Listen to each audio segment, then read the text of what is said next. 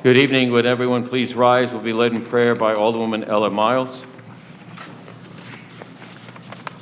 Almighty God, we ask for your blessing upon the members of this council as we assemble here in this chamber to conduct the ongoing business of our city. With your guidance, we will strive to ensure that all our decisions are for the common good, and your inspiration will instill respect, compassion, and thoughtfulness in all our deliberations.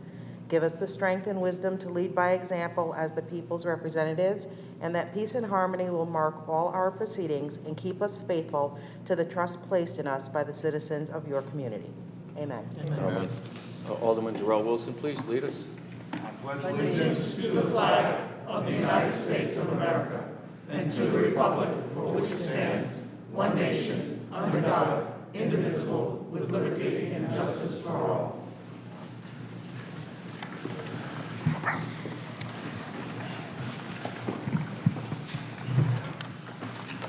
Good evening, everyone. At this time, I move for the adoption of the minutes of July 6th and 19th, 2021. Is there such a motion, please? President Pro Tem Mark Betancourt, second Alderwoman Gould. Is there discussion? Seeing none. All those in favor? Oops. All those in favor of adoption of the minutes, please. Thank you. That is unanimous. Public hearings.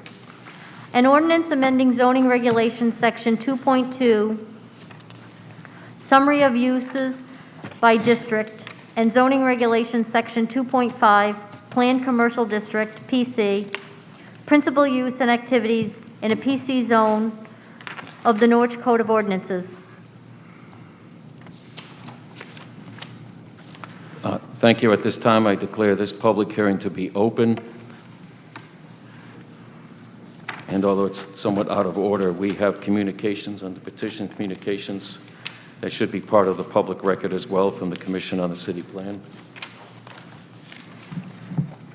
July 21st, 2021, to the Honorable Mayor and Alderpersons of the Council of the City of Norwich, regarding referral from the City Council, June 21st, 2021, an ordinance amending zoning regulations, Section 2.2, Summary of Use by District, and zoning regulations, Section 2.5, Planned Commercial District, PC, Principal Use, and the activities in the PC zone of the Norwich Code of Ordinances to add the following. Section 2.2, table under use categories, storage rental facility. As a principal use in the planned commercial district, Section 2.5.3, under requires site plan approval, add .3, storage rental facility. The Commission on the City Plan met at its July 20th, 2021 regular meeting, reviewed the above reference referral. Seated were Frank Manfredi, Kathy Wazika, and Swanjay Singh Bhatia. After careful consideration, the Commission voted unanimously to forward a favorable recommendation to the Council pursuant to Chapter 15, Section 4 of the City Charter with the following modifications. That the approval process be changed to special permit instead of site plan because it allows the Commission on the City Plan discretion relative to specific site locations. Reason: the planned commercial district is intended to be more comprehensive and cohesive than the general commercial, so that approval process should be more stringent in the PC zone. The proposed use is acceptable with a higher level of consideration by the CCP. Respectfully submitted, Frank Manfredi, Chairman. Thank you. Again, at this time, this public hearing is open, and I would invite anyone wishing to speak. One more. Do you want it? I'm sorry. Do you want it? We'll do both. Second one, Southeastern Council of Governments. Dear Mayor Nystrom, I'm writing in response with an application to amend the zoning regulations of the City of Norwich. The application was referred to this agency pursuant to Section 8(3)(b) of the Connecticut General Statute. The proposed zoning amendment seeks to allow storage rental facilities in the planned commercial district subject to site plan review. Based on a review of the materials submitted, I do not believe the proposed regulation amendments have a negative intermunicipal impact. If you have any questions, please contact me, Samuel Alexander, Planner. Thank you. At this time, I would invite anyone wishing to speak in favor of this ordinance. At this time, if you do so, please, at the microphones, name and address for the public record. 3 minutes, please. Good evening. Mark Koulas, 327 Broadway, Norwich. I ask that the council approve and amend this zoning for the PCD, allowing for a special permit. I believe the review would still be with what, the Commission on the City Plan, or does it also go through ZBA too? Because it's a special permit. So there would be a review that would be part of it, so it's not automatic. It's a low-traffic activity, and anything that helps to expand the tax base in Norwich would be wonderful. Thank you. Thank you, sir. Please. Good evening. My name is Mark Block. I have an office at 138 Main Street in Norwich. I represent the applicant on this ordinance, Owen & Gunson, Inc., and its principal, Mr. Ronald Lyman. We have reviewed this matter with the Director of Planning. CCP has come back with some changes that rather than have it as a principal use, have a use that would be governed as a special permit process. We have no problem with that. We believe that the PC zone is applicable and should be expanded to include storage rental facilities. It makes it commensurate with the uses that are allowable in a general commercial zone. And we believe that these properties, especially this one that is on Salem Turnpike, which was rezoned as a planned commercial at the time that Walmart and Home Depot went in, was left, all these properties along Salem Turnpike were then left with a PC zone, which is just too restrictive for the uses there. And we believe that adding this rental storage facility as an additional use by special permit is a benefit to the city, is a benefit to the owners of the properties there, and we believe that it's commensurate with the plan of development. Thank you. Thank you, sir. Please. Deanna Rhodes, Director of Planning for the City of Norwich. I just wanted to let you know I took the liberty of modifying the language as far as the section numbers that were originally proposed to address the concerns of the Commission on the City Plan. So you do have that attached, and you can see that it's written, and there's some cross-outs and things. Those are now the correct section numbers if you were to consider this use as a special permit use in the planned commercial district. Thank you. Thank you. Anyone else like to address in favor of this proposed ordinance?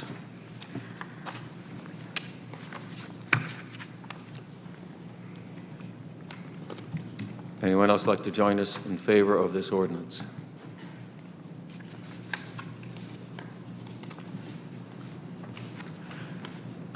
Third time, anyone else like to speak in favor of this ordinance?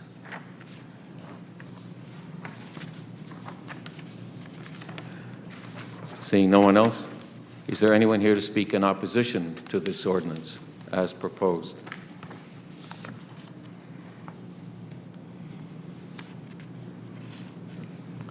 Anyone like to speak in opposition to this ordinance as proposed?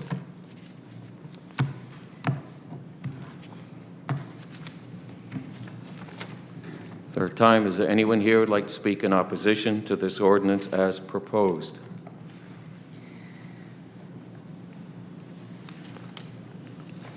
Seeing no one else, then I declare this public hearing closed. Thank you. Public hearing number 2, an ordinance appropriating $145 million to fund all or a portion of the unfunded actuarial accrued liability of the city employees' retirement plan and authorizing the issuance of general obligation pension bonds of the city to meet said appropriation. At this time, I declare this public hearing to be open. Again, the same constraints. Please state your name and address for the public record. When you get to the microphone, is there anyone here who would like to speak in favor of this proposed ordinance? Please, sir.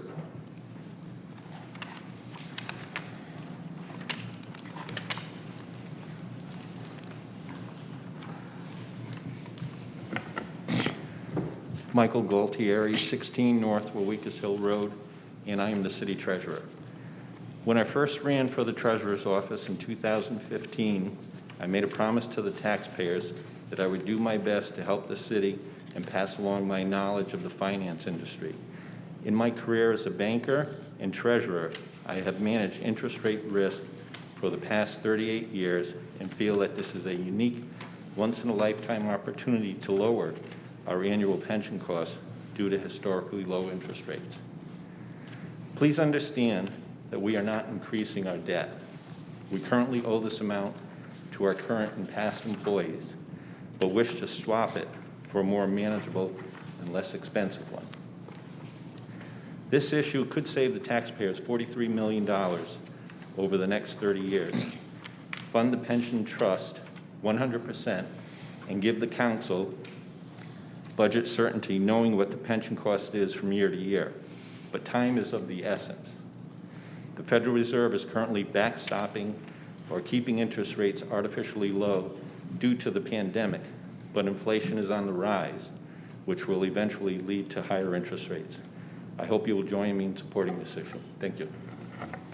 Thank you. Who else would like to speak in favor of this ordinance?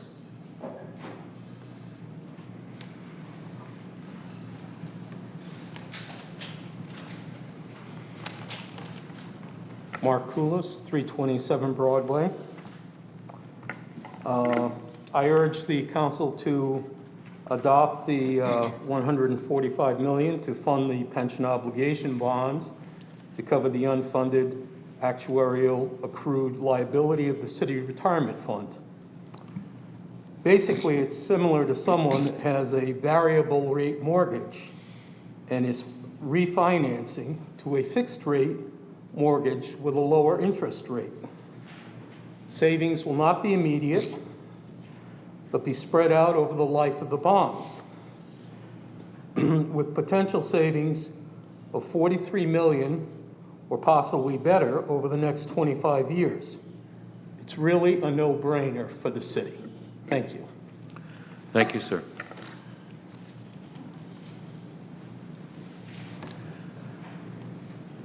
And wishing to speak in favor, please come forward.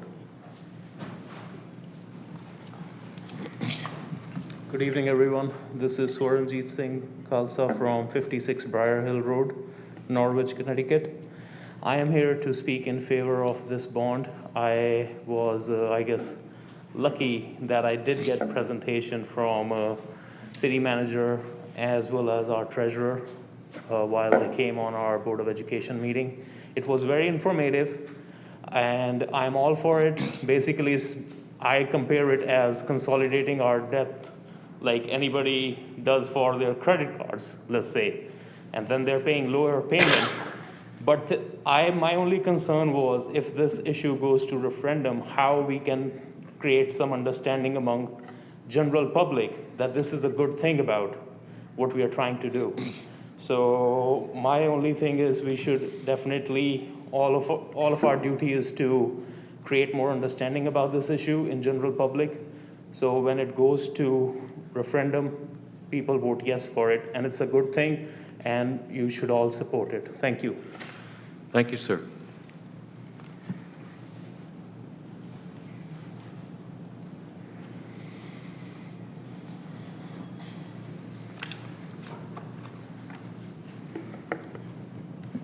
Good evening, Sheila Hayes, 382 Laurel Hill Avenue, and I am also the Vice Chair of the Personnel and Pension Committee.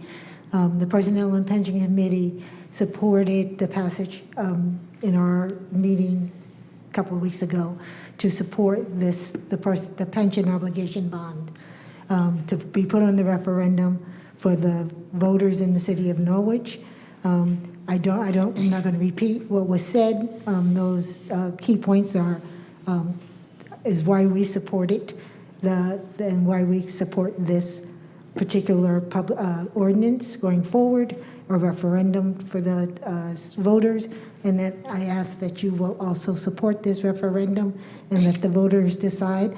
I agree with Saranjit that we do need to have an educational component so the voters understand that this is an obligation that the city already has, and that this is a way forward for us to save money in the long term, and yet have certainty as to how we are going to pay this debt that has been incurred by the city. Thank you. Thank you.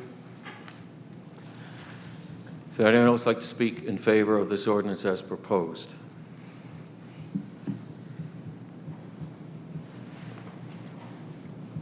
Again, anyone like to speak in favor of this ordinance as proposed?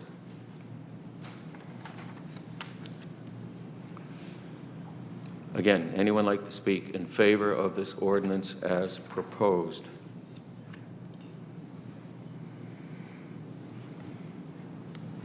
Thank you.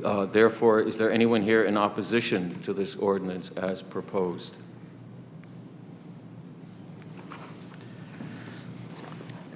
Is there anyone here in opposition to this ordinance as proposed?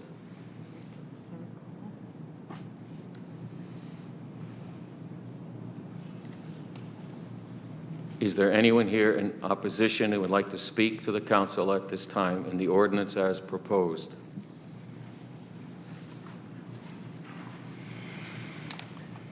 Seeing no one else, I then declare this public hearing closed, and I thank you all for your comments. Number 3, an ordinance appropriating $740,000 for the planning, permitting, and engineering of infrastructure access to the Ockham section of the city, and authorizing the issuance of $740,000 bonds of the city to meet said appropriation, and pending the issuance thereof, the making of temporary borrowing for such purpose.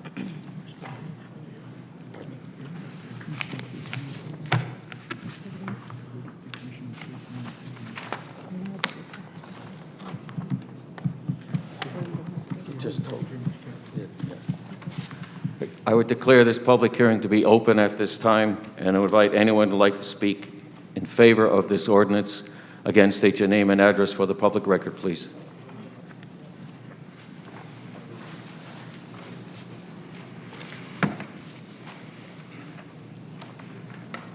Once again, Mark Koulos, 327 Broadway, Norwich. I ask that the council vote yes on the appropriation for the planning of a new highway exit off of I-395 to the proposed Ockham Business Park.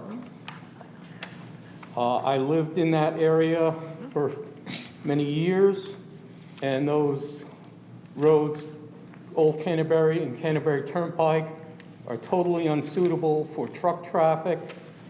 So the only way to really access that proposed park of the old Tarrick Farm would be a new exit off of I-395. It would take all that truck traffic off of those small residential roads, which have a lot of tree overhang, and I doubt that truck traffic would even be able to access it from those residential streets.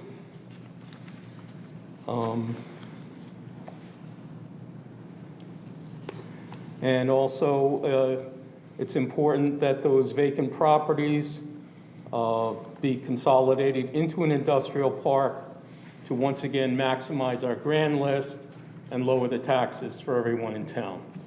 So thank you very much. Thank you, sir.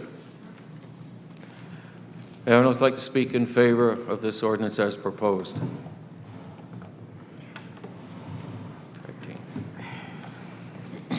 Hello, Deanna Rhodes, Director of Planning for the city. I'm here with Attorney Mark Block. On behalf of Norwich Community Development Corporation, So the Commission on the City Plan was referred this, which is customary to do that, and they have not made a decision on their referral at this time. They're looking for additional information. They will not be addressing this till their meeting on August 17th. So I would ask that you continue the public hearing and not close tonight so you can get their referral back at to your September meeting, please. I confirm that NCDC is supposed to confer with the Commission on the City Plan in regards to its request for additional information.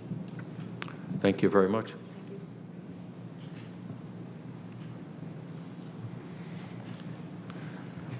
Is there anyone else like to speak in favor of this ordinance as proposed?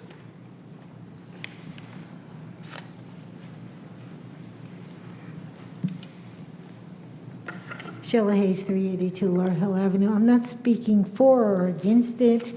I just, for clarification, when we get to that point, I'm assuming that the state of Connecticut is going to pay for, or we would petition the state of Connecticut to pay for the exit itself, and then that we're not paying for the exit off the highway and the road at the same time. So that's just not clear with this particular ordinance in front of us. Thank you. Thank you.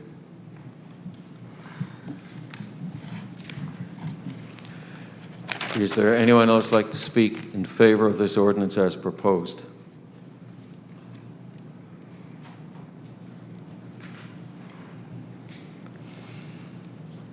Is there anyone here who would like to speak in favor of the ordinance as proposed?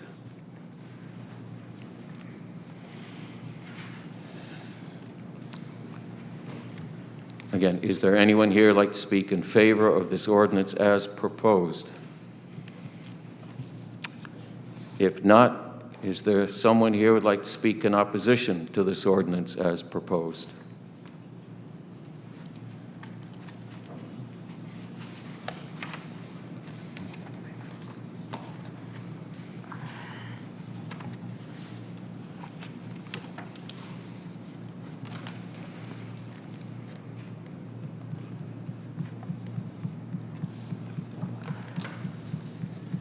Good evening, Brian Kobelar, 16 Hobart Avenue. I am speaking not due to the intent, which I overall support, but I am speaking against only as proposed. The reason being, we don't own the property yet. Why don't we wait until we actually own the property before committing $740,000 of the taxpayers' money? Let's put the horse behind the cart, is the way things have been done all too often here in the city. Let's switch it out and put the horse in front. To me, that seems to be the logical way to proceed forward. It will also show anybody downstream that the property really is shovel-ready and something that we're actually doing. So as proposed, I agree it needs a little bit of revision and some other actions to take place before we commit this amount of money of the taxpayers to a project that is still in its infancy. Thank you. Thank you, sir. Is there anyone else who'd like to speak in opposition of the ordinance as proposed?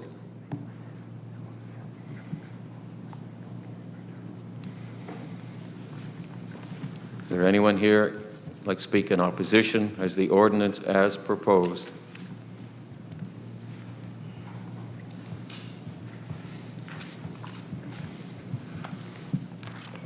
Is there anyone here who'd like to speak in opposition to the ordinance as proposed? Seeing no one else, I then declare this.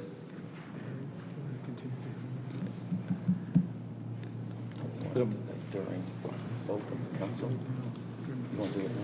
Fine. Mr. Mayor, would you want a motion to do that? We'll take it now. Yeah, we don't have to wait.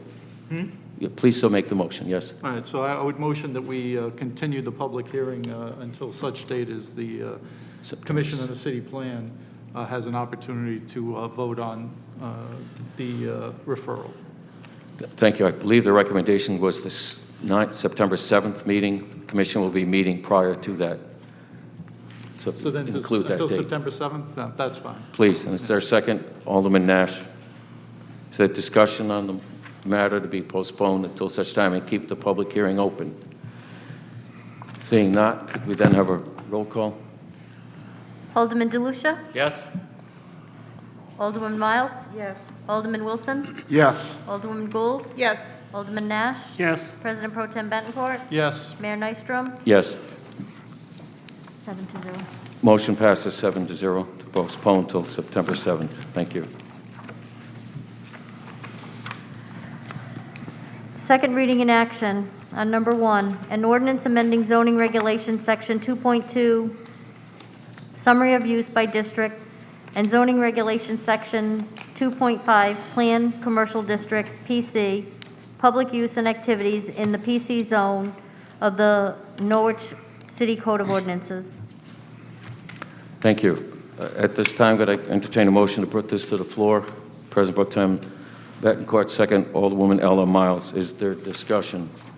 Pro Tem, please. Just a question, I guess, for council. If we were to incorporate the language in, as proposed by the CCP, would that require reposting and? It would be an amendment to the ordinance. You could, Well, as You need such, to advertise once. otherwise, yeah, obviously, otherwise, if we chose not to do that, it would take a I think, 6 votes of the council, because we wouldn't be complying with. two-thirds, actually. Two-thirds or two-thirds? Is it? Yeah. Okay. So but in any case, I'm not interested in doing that. I would like to, at this time, propose an amendment that we incorporate the language and numbers that our Planning and Neighborhood Services Director provided for us as far as the planned commercial district section, making it 2.5 and 2.4, and then changing the language to requires special permit instead of requires site plan review. Add 4 storage rental facility, and principal use to special permit use, amend in number 2, amend to section 2.5, and then 2.5 and 2.4, and then instead of site plan review, again, special permit. Thank you. Is there a second to the motion? Alderman Wilson. Is there further discussion on the amendment?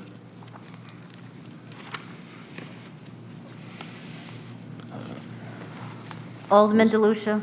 Yes. Alderwoman Miles? Yes. Alderman Wilson? Yes. Alderwoman Gould? Yes. Alderman Nash? Yes. President Pro Tem Bettencourt? Yes. Mayor Nystrom? Yes. 7-0. Motion passes as offered 7-0 on the ordinance as amended. Is it going to come back September 2nd? Yeah. Yeah. I ask for a motion that this Perfect. final action take place only after the receipt of the CCP's recommendations. Well, actually, we already. Oh, no, I'm sorry, we did that already. Yeah. Bring it back at the next meeting. After We posting. Bring it back, but we have to publish it. That's the issue. After reposting. We repost it, yep. You can bring it back on the 16th. On the 16th? Do you have time to post it? Yeah, I can get it in Okay, this week. all right. Next action will be on the 16th, second meeting of this month. She has time to publish So it. moved. Second, please. Alderwoman Ella Miles. Any further discussion? Nope. Alderman DeLucia? Yes. Alderwoman Miles? Yes. Alderman Wilson? Yes. Alderwoman Gould? Yes. Alderman Nash? Yes. President Pro Tem Bettencourt? Yes. Mayor Nystrom? Yes. That's 7-0. Motion passes 7-0. Number 2, An ordinance appropriating $145 million to fund all or portions of the unfunded actuarial accrued liability, of the city's employee retirement plan, and authorize issuance of general obligation pension bonds of the city to meet said appropriation. Entertain a motion to bring this to the floor. Alderwoman Gould, second Alderwoman Ella Miles. Is there discussion? Alderman DeLucia. Thank you, Mr. Mayor. I would just like to echo some of what we heard from the podium tonight. First, that these are pension obligations that we already know we have. This is not new spending. This is, the analogy was given of refinancing a mortgage to a fixed rate or consolidating debt, and describe it however you will. This is an obligation that the city will incur. There's no getting around that. This ordinance appears to be an opportunity for us to take some of the variability out of the year-to-year allocation that we have to, or that the council has to budget for. Maintaining that even strain, so to speak, on this obligation. I like that idea. The treasurer spoke very well to the points, and I've come to know that Mr. Gualtieri's opinion is usually very well taken, and that his expertise is, shall we say, I don't want to say unimpeachable, but certainly, again, advice well taken. All of those things in my mind, even though, you know, I hate asking the taxpayers to take on more debt, but in an instance like this, where this just is common sense, this is good fiscal sense, this is responsible, responsible fiscal management, that all works for me. And the only component, and it was also mentioned at the podium, the only component that I am concerned about is the education of the voters, of the taxpayers in this city, helping them understand that this is in the best interest of the city. This is in the best interest of the people who have to write the checks and pay those tax bills. And I'd be interested to know what we can do as a council, what the mayor's office can do, what staff and administration can do in City Hall to inform the public and gather their support for this bonding referendum. Thank you. Thank you, sir. Keeping it brief, education is allowed after the vote. Advocacy, yea or nay, is not by anyone on this council. Right. You may not ask people publicly to vote yes. You can educate them as to the benefits, but we are prohibited once this vote is taken. That's a great point you raised. Thank you. Pro Tem, please. I was going to make the same point, Mr. Mayor, that that we can't advocate either pro or con for it. But regarding the issue at hand, though, for me, it's, I think, a budget certainty as we go on down the road. And I think that certainty gets better with age, when we start talking about this. So, I mean, we'll be paying the same basic amount, and they've taken certain mitigation factors to account for some risk, so I'm pleased with that. So, but bottom line, this is a debt we already have. We are not incurring more debt, just so everybody understands that. This is something we're going to have to pay anyway, but this makes it a whole lot easier, and we'll spend less dollars over the long term in doing so, and we will fulfill our pension obligations. So those monies will be invested, and will, God willing, earn more money than what we're paying in interest. and we will wind up with a net positive gain. So this is a rare environment in which that happens. Is that essentially Treasurer Gualtieri, who I will admit does a great job too, even though he's not in my party, has stated because we're not running anyone against him, so I can say that this year. But it's one of those things that really just makes too much sense not to do. And so I think our challenge, again, is, as was pointed out, that we are going to have to do what we can to educate the public, because I think if somebody just walks into a voting booth and sees $145 million on a referendum question, they're going to probably flip out. So we have to make sure they know what they're doing when they walk into the voting booth in November, and that's going to be incumbent upon administration to do that. Thank you. Thank you. Is there further discussion? Alderwoman Gould. All right, so I'm going to read something that came from the Treasurer's office. And I think this is the crux of what we're doing here tonight.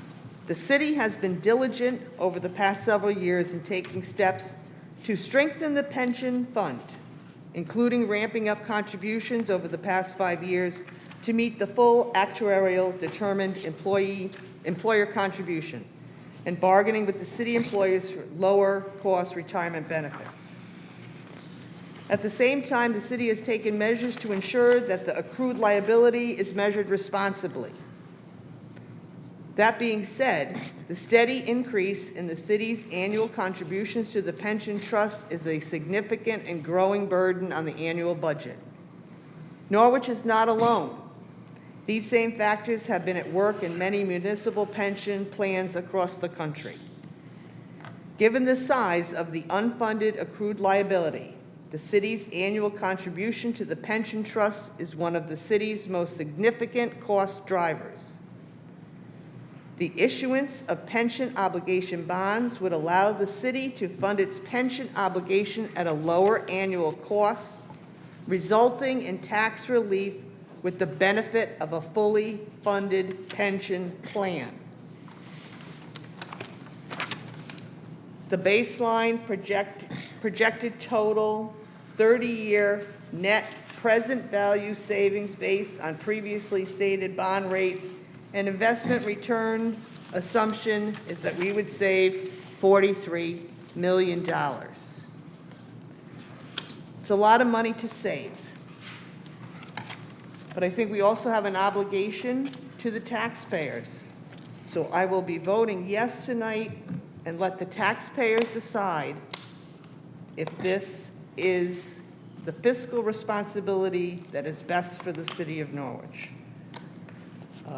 Before we pass it, I hope they see that this is fiscally responsible, and we will have to do our very best to educate everyone without advocacy, one way or the other. Thank you. Thank you. Is there further discussion? Alderman Wilson.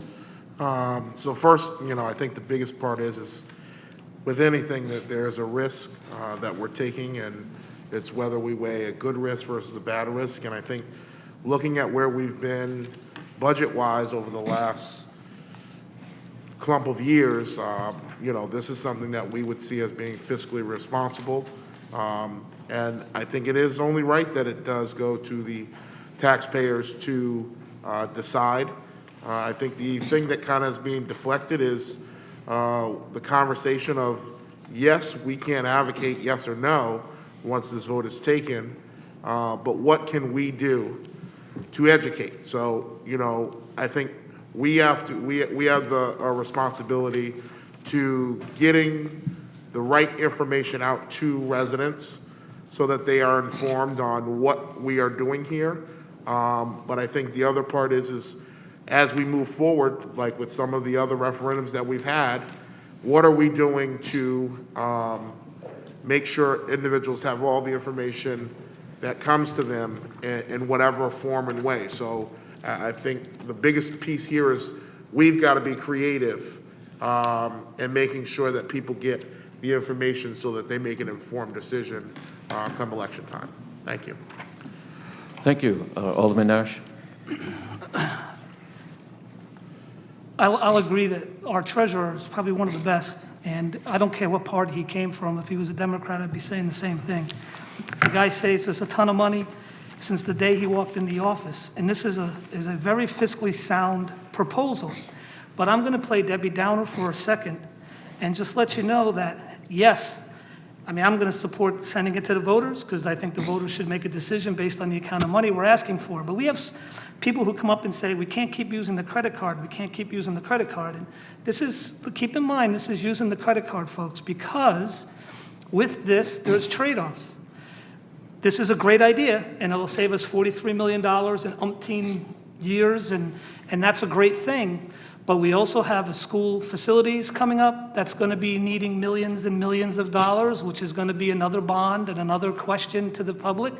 We have a sewer treatment plant that's going to need money, and that's going to be millions and millions and millions of dollars. So we're going to keep asking the public to charge it up on the credit card. And I know sitting up here for a while, and we get these Moody's people come up, and Josh does an amazing job, and we're blessed to have him, and he tells us all the great things that we're doing to keep our credit rating up. And I remember a few years ago, and Josh, you can correct me if I'm wrong, please, I don't want to sound like an idiot, but they said that we were under-leveraged in Norwich for a while, and that could affect our credit rating, and we need to be properly leveraged and stuff. And this will give us what we need, $43 million in a bunch of years.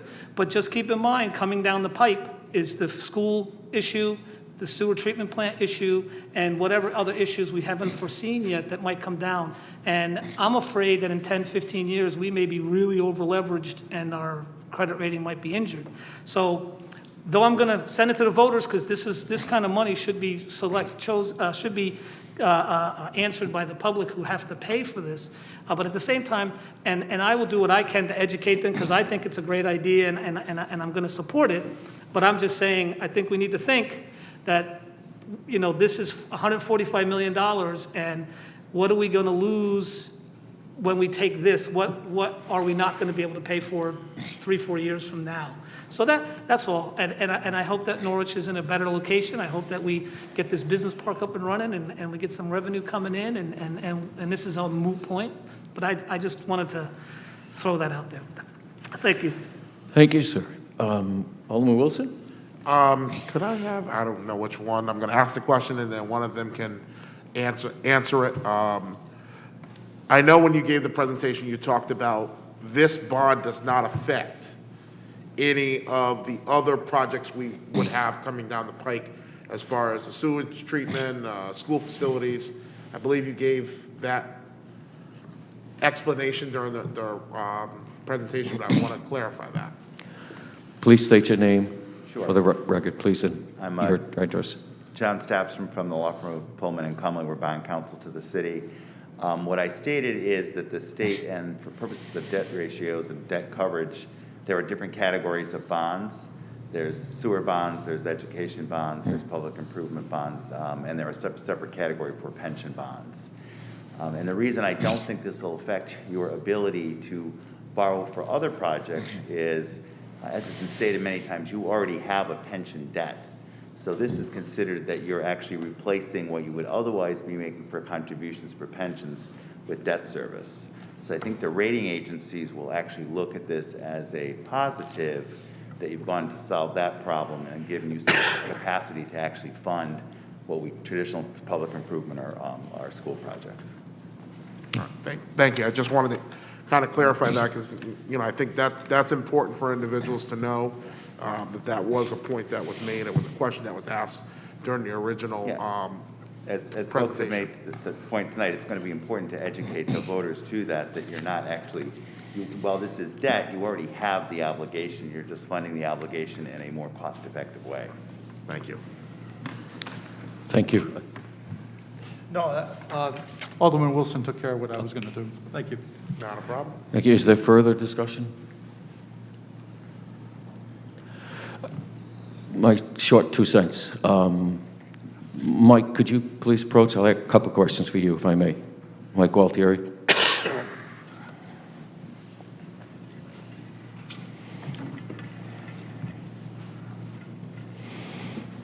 First question, should this not get the requisite number of votes to go on the ballot, Can you tell this council that at some point in history, and if you have a number, how many years in the future we'd be fully funded, what that represents in timeline? Gosh, I think it's a better question for Josh. Do you have an idea, Josh? Or Becky?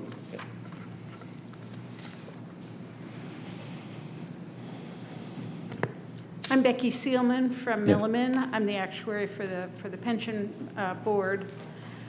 If the city does not go ahead with the pension obligation bonds, the unfunded accrued liability will be funded over a period of time. That period is subject to the decisions of the pension board. The current way in which the unfunded accrued liability is being financed is over what's called layered 20-year bases, which means that the current unfunded accrued liability is being paid for over 20 years, and any future gains or losses that might occur, each will be funded over 20 years as well. That sounds like a pretty unstable system, subject to annual allocations from a voting public or voting board like this, much like the state in the past has chosen not to make their pension obligations, and then that triggers an expansion of the debt. This passage of this and the vote approval would eliminate that, would it not? There are, I think, two aspects that are important as you think about this. The first is that you have a soft, if you will, soft debt is the term we use right now. You have liability, you have benefits that have already been promised, are being received by retirees, have been promised to employees. You have the liability, you have promised those benefits. You have some assets, but not enough assets to cover that liability for benefits, but you have no hard requirement to close the gap between assets and liabilities in the current state of affairs. So we refer to it as a soft debt. If you issue pension obligation bonds, you transfer that soft debt to a hard debt. You must repay the bonds. In addition, the state statute requires that once you have issued pension obligation bonds, you must contribute the actuarially determined contribution each and every year. You do have some ability to, through the pension board, to determine how that actuarially determined contribution is calculated, but only within very narrow confines. So you are essentially locked into a protocol for the actuarially determined contribution, and you must pay it. Now, part of the package that has been proposed includes a reserve fund mechanism to help mitigate the impact of any market losses, and that will provide you with some budgetary stability. All of this, however, is at a fixed rate, locked in, versus the volatility of the market, correct? The rate that you pay on the bonds will be locked in when you sell them. The investment returns on the assets, however, will be just as unknown and volatile as they have been in the past, and you will have more of them. You will have a larger amount of dollars subject to market risk. And that is why, when we worked together to craft this package, that we built in protective mechanisms such as the reserve fund to help manage the impact of that market risk. Thank you. I just have one question, if I may. Please. As I understand it, that we're in our current system, we're also counting on, I guess, for lack of a better word, a rate of return that very well may be unsustainable, depending on market conditions and market cycles up and down and interest rates. Am I understanding about that correct? We have based all of the analysis on an interest rate assumption of 6.25%. That's based on our current best thinking about future long-term returns. There's no guarantees. We absolutely know that there will be some years with very good returns, some years with very bad returns. It is not an assumption that the investments will earn 6.25% each year, just that over the 25-year period we're looking at, the compounded annual return is more likely than not to be 6.25. We cannot guarantee that. Obviously, no one can. No one knows what the future returns will be. That's why we undertook rigorous analysis so that we could put in your hands, in the stakeholders' hands, all of the information that it is possible to provide with respect to the consequences of the investments not yielding 6.25 or yielding more than 6.25 over the lifetime of the bonds. So it's conceivable to say that if we were to have a few bad years where we didn't, in a short period of time, where we didn't earn 6.5%, and as salaries are increasing, which means that retirement amounts are increasing, right? That those two things could conspire to really put a big dent in our pension fund. One of the big risks is that you'd have an early and sustained market downturn. You would have another unfunded accrued liability situation that you would need to fund, while at the same time having the debt to repay, the bonds to repay. That's one of the scenarios in which this might actually cost the city more than if you did not issue pension obligation bonds. There is also, in the worst case scenario category, the possibility that the market takes off and keeps going. And that may sound like a good kind of problem to have, but if the market returns were phenomenal, the pension plan would be fully funded just by the forces of the market returns, and you'd get an overfunded pension plan, and you'd still have to pay the debt service. So in that kind of a scenario, we'd all be happy, right? No one would mind that we'd have an overfunded pension plan, but it would cost the city more than if you didn't issue bonds. So those are the extremes. But in that case, no one was paying off one house or another. If I had the ability to pay early, there's no penalty. Right. So you could eliminate that debt sooner if you had that occurrence. You just can't take funds, excess funds, out of the pension Right. trust. And so and I'd like to give credit, Mike's been getting a lot of praise here. I'd like to give a lot of credit to Josh Pothier for having taken a good idea and made it even better in coming up with a reserve fund mechanism that both provides more budgetary stability and helps protect against the pension trust getting very overfunded. Thank you.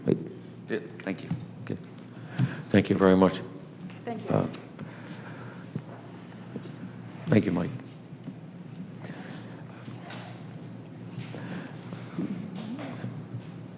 Is there further comment, concerns, question? If not, roll call, please. Alderman DeLucia?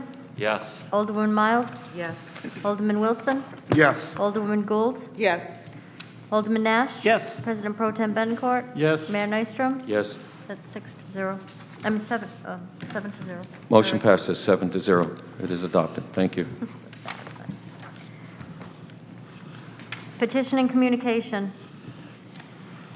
Report from the Commission on City Plan of the City of Norwich pursuant to Section 8-24 of the Connecticut General Statutes, Chapter 15, Section 4 of the Norwich City Charter regarding an ordinance amending zoning regulations, Section 2.2, Summary of Use by District, and zoning regulations, Section 2.5, Plan Commercial District, PC, Principal Use and Activities in a PC zone of the Norwich Code of Ordinances.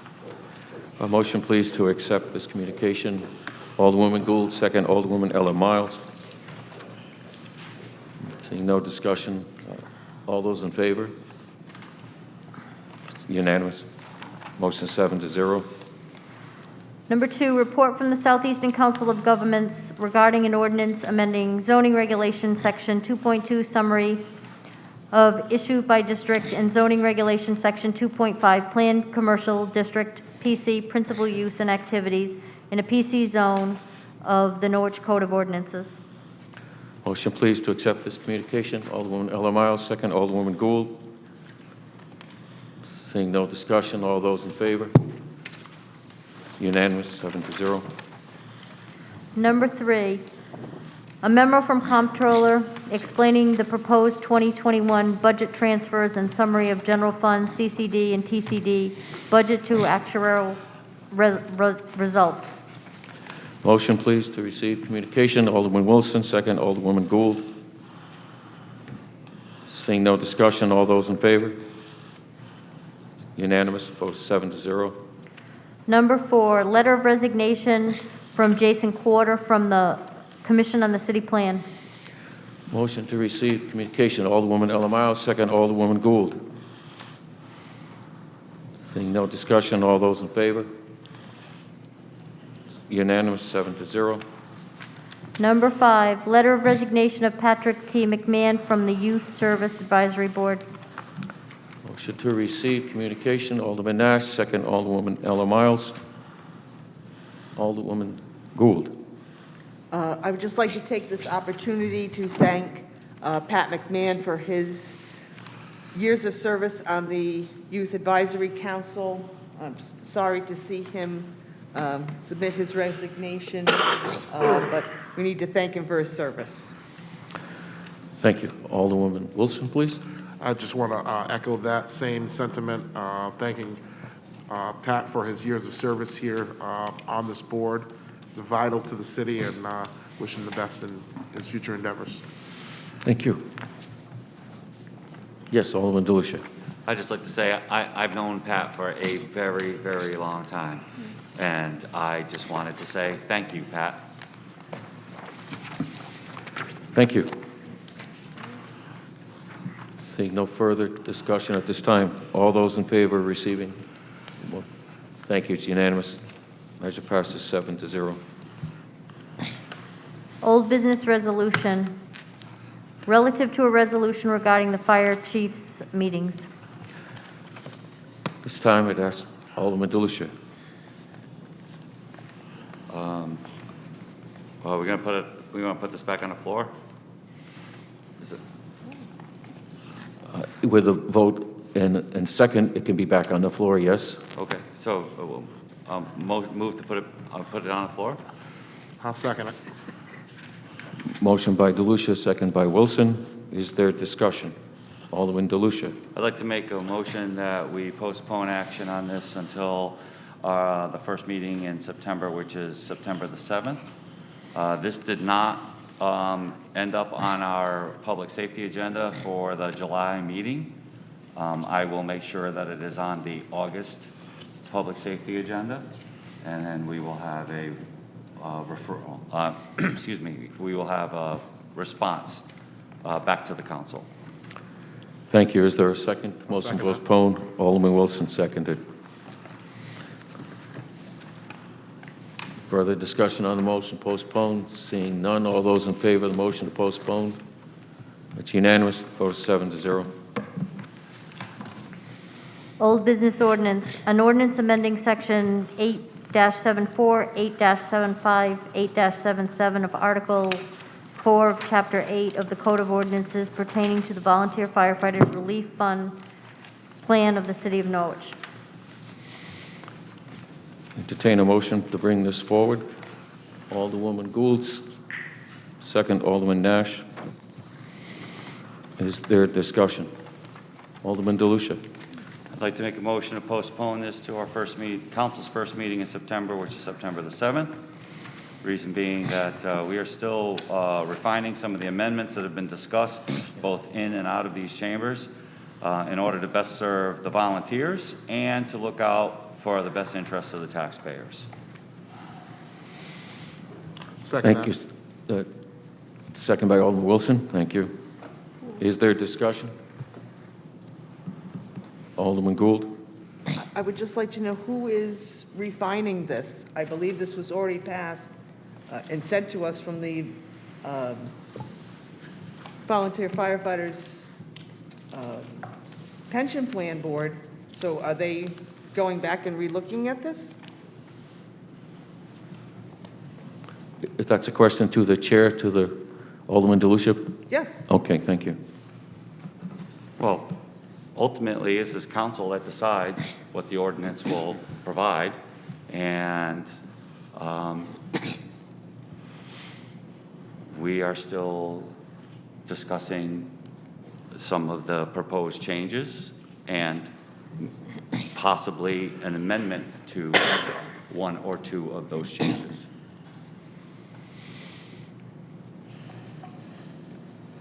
Well, I won't say we, I can only speak for myself. I am considering and refining the proposed changes and amendments to one or two of those changes.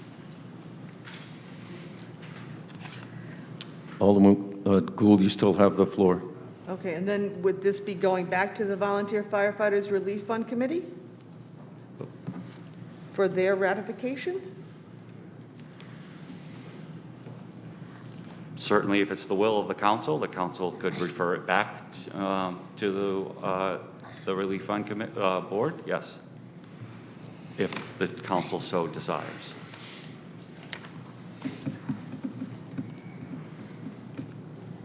Well, we've had this referral for almost a year now. They passed this at their October 13th, 2020 meeting. So I don't know exactly what the holdup is. I don't know why we can't move on and ratify this ordinance. Is that a question for me, Mr. Mayor? If that is the will of Alderman Gould, was that a question to? Well, if someone could answer the question why we're almost a year later, we haven't ratified this. We haven't passed this ordinance.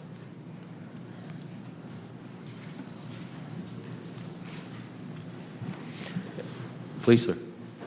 Well, it was postponed for 6 consecutive months because we were in contract negotiations with other unions that had similar benefits, and we did not want to taint those negotiations. So there's the majority of the answer to your question. The rest is that, again, I am reviewing this in order to make sure that the proposed changes best serve the volunteers, the volunteer firefighters, and also are in the best interest of the taxpayers. My question is, are you not in favor of doing what's in best interest of the volunteers and the taxpayers? I am, but Excuse me, Alderman Gould has the floor to ask questions. An answer is wonderful. If you want to speak later and ask a question, let's just keep those separate, please. Certainly, Thank you. Alderman Gould, you have the floor. no, I think that we perfectly spelled out. Josh has given us an excellent explanation, and I think we should be moving forward and take this off, move on this. The explanation isn't going to change. He's told us what it's going to be. This is a small token of appreciation to the volunteer firefighters. And I think we should be voting on this tonight. There's no reason to postpone it again and again and again. Let's just vote on it. Thank you. Thank you. Is there further discussion on the motion to postpone? I would only say in response to the motion to postpone that I oppose it for the reasons that Alderwoman Gould has stated, the length of time. These are volunteer firefighters. There's no union here. I wouldn't compare them to a union negotiations at any given time, and we're arguing about a $2 or $3 difference for a year to a household. They are apples and oranges. They're not the same. So I will be opposing the motion to postpone.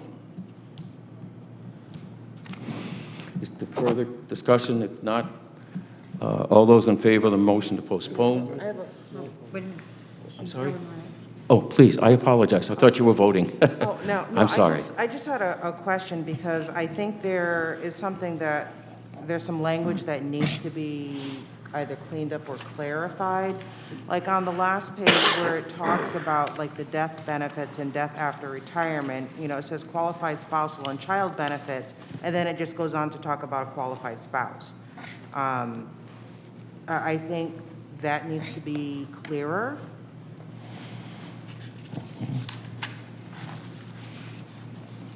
I mean, that's my opinion. I think that section really needs to be cleaned up, because if you're talking about qualified spouse and child benefits, and then it just talks about a spouse.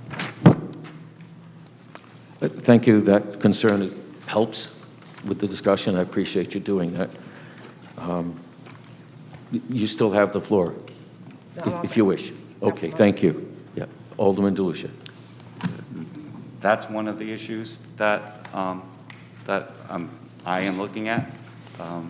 And I've had conversations or email conversations back and forth with the comptroller about other issues and the way things are calculated. And to return to the part, again, another piece of the answer to Alderman Gould's question on the delay, there was some scheduling conflicts between the comptroller and I that we didn't get to finish our conversation. So that's another reason why I need a little bit more time to continue to work on this. Thank you. Is there further discussion on the motion to postpone? If not, all those in favor of the motion to postpone? Those opposed? The motion to postpone passes on a 4-3 vote. Thank you. City Manager's report.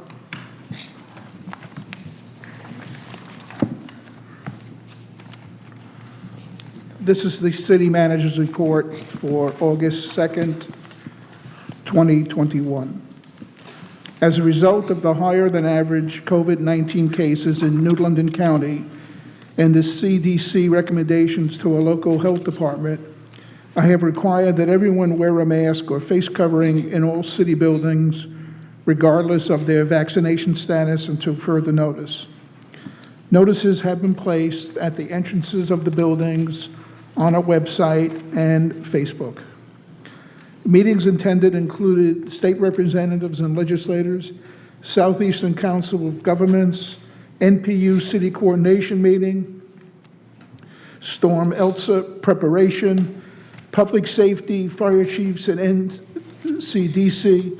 I also held a press conference for the American Rescue Plan and went on WICH Stu Breyer show to discuss the city's intent for the use of the funds.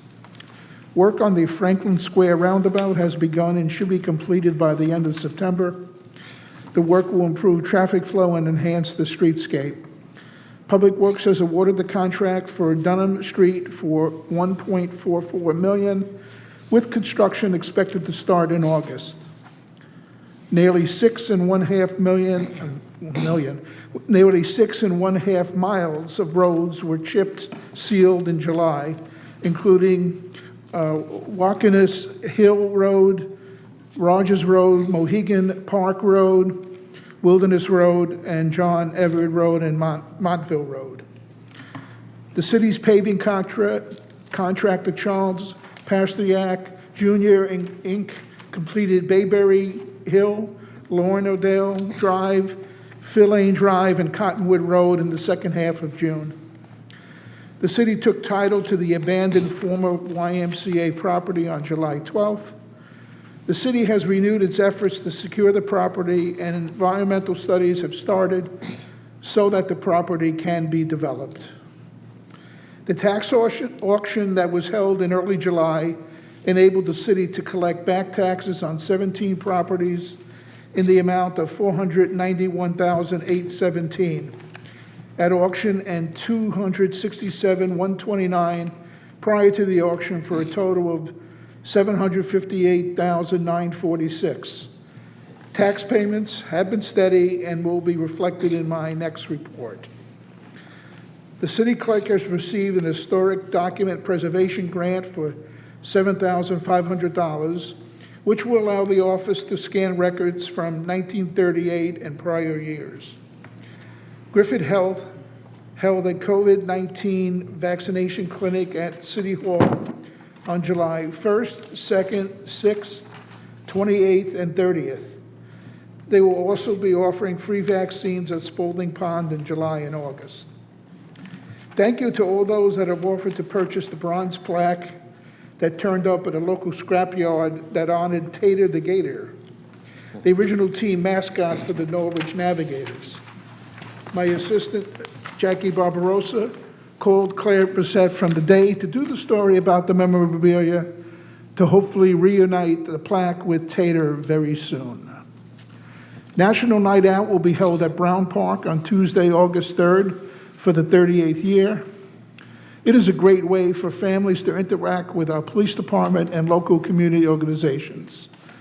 CDC guidelines will be in effect at the event. Attached are my fire chief's report that was presented to the July Public Safety meeting and quarterly reports from departments ending June 30th, 2020. And that includes my report for tonight. Thank you, John. Other questions of the city manager? Alderman Wilson.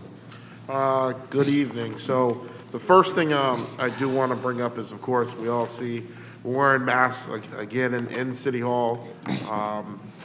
Things have made a change. When it comes to COVID-19, it is not gone. And I think it is important for us to do our part to not be in the position where we were going into the fall last year. So I just have several questions on ways that the city plans to continue to advertise testing sites for individuals, as individuals do start to feel sick from travel as we get ready to go back to school and all of those things. So what are our plans besides advertising people wearing masks, people getting vaccinated, but the other component to this of testing, as that has kind of been something put on the back burner as we focused on vaccinations?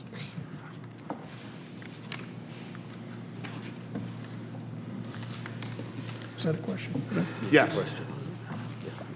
Can you repeat part of the last part of the question? I wasn't sure. But So as vaccinations have taken the forefront of us trying to get individuals vaccinated, and testing has taken a backseat with the uptick in cases and transmission within the region, across the state really at this point, what is our plan to do a better or more advertising or information blast for individuals on testing sites, as many testing sites have changed in the last few months, and getting people the proper information as they do feel sick or come back from travel, and as the rates continue to rise, what are our plans to have information readily available for our residents when it comes to testing sites? the testing sites that are available are on the city's webpage. Connect to that, a link. At this point, the testing sites seem to be suitable for the demand. If the demand for testing increases, and it certainly is possible that it will, we'll be talking with the regional health authorities to institute some additional testing sites. I don't think that the demand would warrant going back to testing at a large-scale testing, but we would accommodate what the testing flow needs to be done, and at this point it's okay, but we're monitoring it closely. And the only reason I continue to bring this up, I talk about it constantly is accessibility, but the concern is that, it's easy, we've seen people that have had the vaccine test positive, but the bigger concern is that we want to make sure that we are ahead of the game.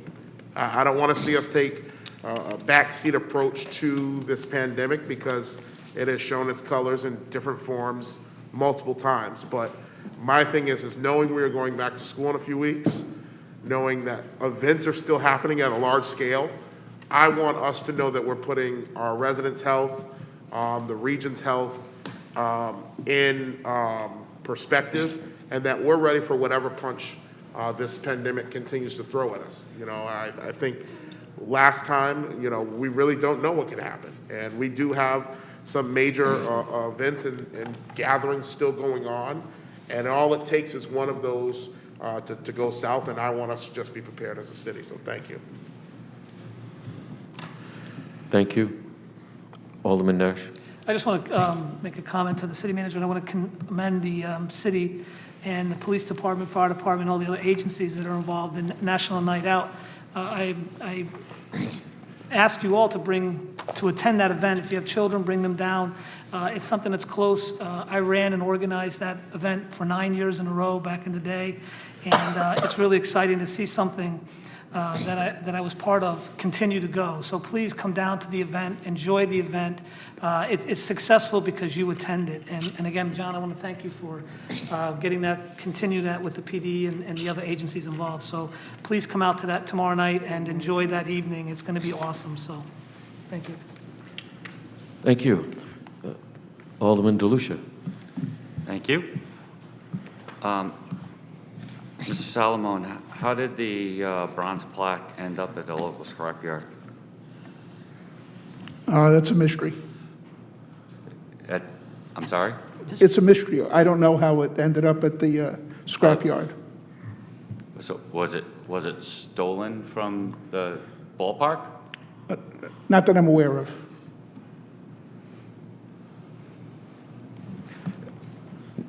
What are we doing to find out the answer to that question? I mean, it would seem to me, I guess, fair question is, I don't want to be accusatory. Are the police investigating? No. Now, the pointed question, why not?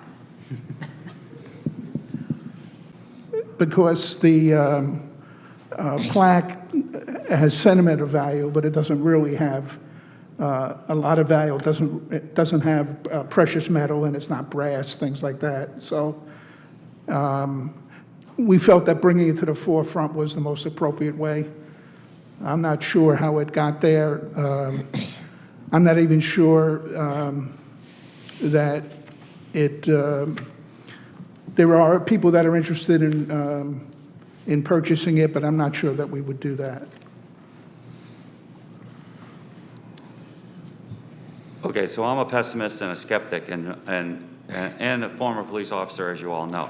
So in my mind, if this was because you say it's undetermined, right? And when I asked him if it was stolen, and the mayor nodded yes. So somebody took it and brought it to this scrapyard. So it seems to me a crime was committed, all right? That the plaque was taken, right? That a local scrapyard received stolen goods. I mean, if somebody shows up in a 1979 Ford Fairlane station wagon with a bronze plaque that says Tater the Gator, I might question that if I'm working the scale at a local scrapyard, right? So that didn't happen, okay? So it seems to me a crime was committed. We should at least be investigating, the police department should at least be investigating whether a crime was committed, and if a crime was committed, who was responsible, and then place that person or people under arrest. I would like to see that happen. I'll give you a heads up now. I'm going to have a conversation with the chief of police about that tomorrow. But thank you. Thank you. Alderman Wilson. So just another thing when it comes going back to COVID-19, as we're wearing masks here in all city buildings, I've already asked a question to the city manager, but one thing that I would like us to consider is how, if things do change where, as the recommendation is to wear masks indoors, affects our local businesses and restaurants, what we can do to help provide possibly masks or other supplies if they have to comply with a possible change down the road.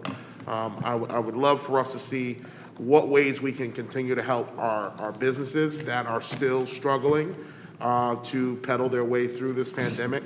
But that is one of the concerns. This is something that kind of changed all of a sudden. And I don't want them to feel the pressure of having to spend money that they may not have that could possibly take them out of business on supplies. So just the conversation of how we can help our businesses if we get to the point where supplies like masks and whatnot may be needed. I would love for us to continue that conversation. Thank you. Thank you. Further questions of the city manager? Alderwoman Ella Miles, please. Yeah, I just have one question in regards to the YMCA property. With the environmental studies and everything that's going on, does that also include like an updated quote to demolish the building? Because we know there's no saving it. The first step is the environmental analysis that'll be done to see what the issues are with the building environmentally. The next step will be an analysis of the building to say if it is redeemable.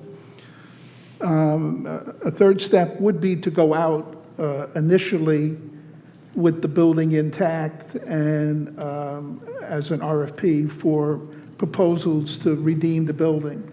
If that doesn't seem feasible, then the fourth step would be demolition of the building and then somehow developing the vacant lot that would be there. So there will be kind of progressive steps in this as it goes on. Okay. Thank you. Thank you. Alderman DeLucia. Two things, and I know we're running long, but first, included in our packet, I'm sure you all noticed the city manager's report to public safety. This was presented to the Public Safety Committee at the July meeting and was read into the record verbatim, the way that you have it. That's the first thing. Second thing, on the conversation, the last item on the back page, automatic aid and mutual aid, all right, where it says that the chiefs will be working together to establish an automatic aid response that will provide. This is a question for the city manager. Did you have the meeting on July 28th? Yes, we did. Was this issue discussed? Yes. Is there progress to be reported? There's always some positive progress. This is going to be a complicated issue that will need a lot of discussion in the future. I'm sorry, but I do not see it as complicated at all. All right, Okay. This has been in the report for the last 3 chiefs meetings. Now you're saying it was discussed again on the 28th. That's the 4th meeting it's been discussed. It's very simple to say that we're going to send an engine from NFD into the volunteer districts on every structure fire, and we're going to send an engine from the closest volunteer department into the CCD for every structure fire. It's a very simple thing. If it needs to be in the form of a resolution, I'll be happy to do that. But I don't see why it's taken 90 days to come up with that very one simple starting point in order to ensure the fastest, best response to a structure fire in the city of Norwich. We have had now 3 major residential fires since this issue was first brought up, and there's still no progress. That is unacceptable. I don't agree that it's not complicated.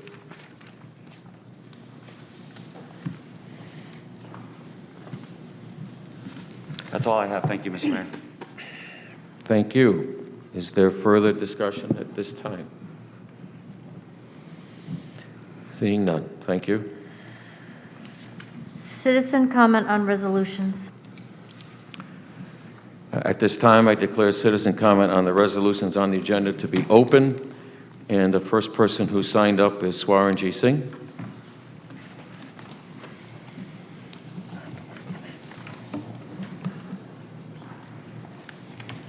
Good evening, everyone. Again, this is Swaranjit Singh, 56 Briar Hill Road, Norwich, Connecticut. So I'm here in support of Resolution 6 to amend and add NAACP, Otis Library, and Hartford Healthcare as stakeholders in the committee. Also, I'm here with some comments on Resolution 5. I am kind of very pleased with how city manager put up where resources should be shared for ARP money. But my recommendation is, we should take more input from our community, because there are a lot of people who have a lot of hopes in regards to this ARP money, that this can be a game changer for our city, because some of the money can be used for community center or for other recreational spaces that we can create if we are a little more innovative with the use of the money. I do understand with any grant, it comes with complexity, where the money can be used and where it cannot be used. But we do need more input, how this money, our city people want it to be used. Also, I think it is very important to channelize the energy of our youth in the right direction, and promoting sports is a very good way to embrace it. Also, I think some of the money, if can be used, we should help the community partners who are already helping to channelize this energy of youth in a good, productive way through baseball, football, or other, activities. I think we do have ability to use these funds for our community to make it more cleaner, healthier, safer, educated, and of course, with the ample amount of safe and welcoming recreational and smoke-free green spaces that community can enjoy. Thank you so much. Thank you, sir. Mr. Dane Rue.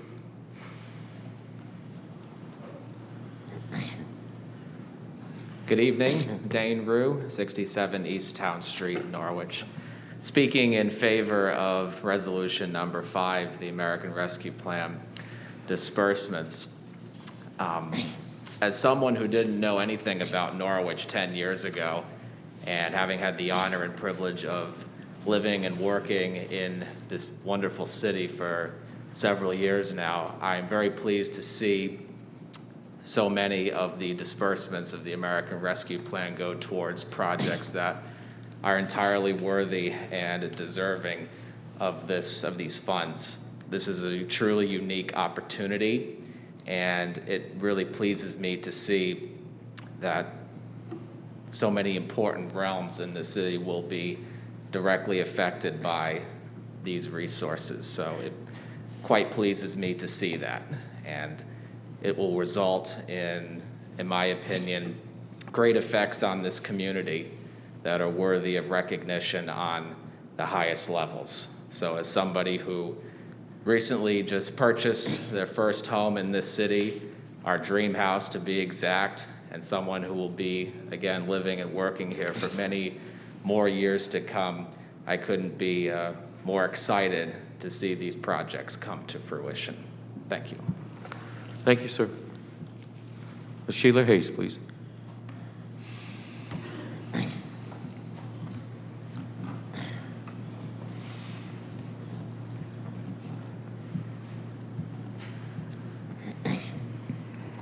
Good evening once again, Sheila Hayes, 382 Laurel Hill Avenue. I am speaking in support of resolution number 1, which is an earlier from the public hearing, so I'm not going to repeat that.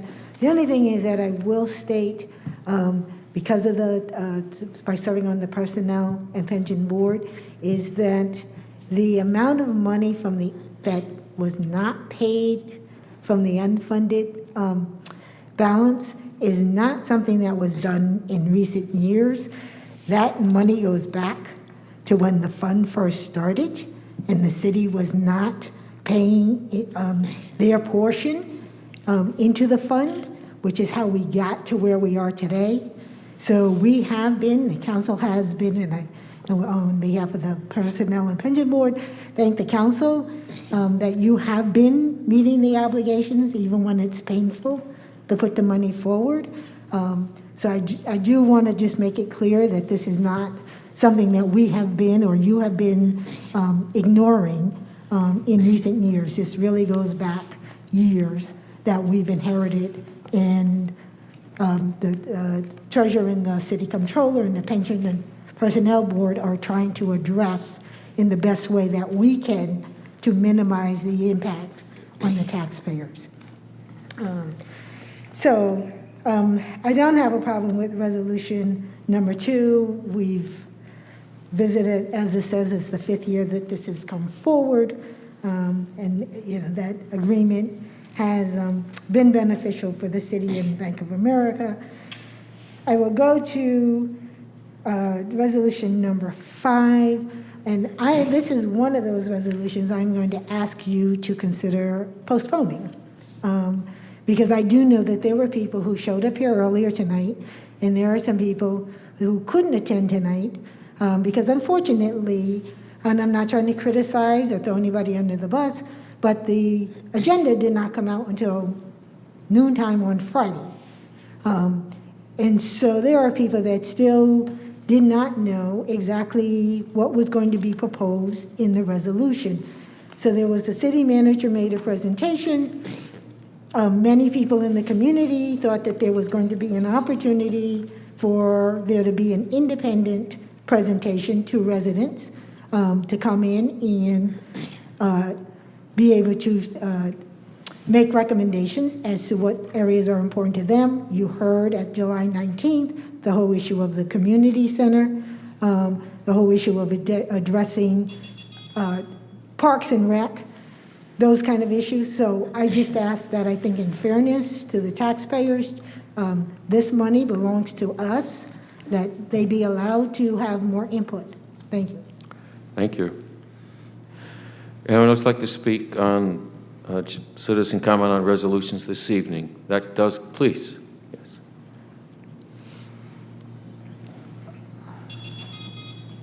Thank you.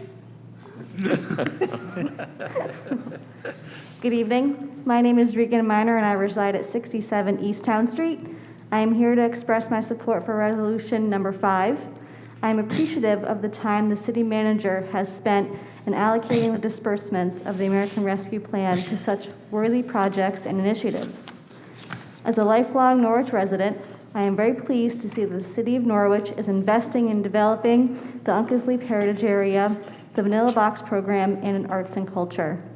Heritage tourism is an economic development driver and is a vehicle to help Norwich recover after the effects of the ongoing pandemic.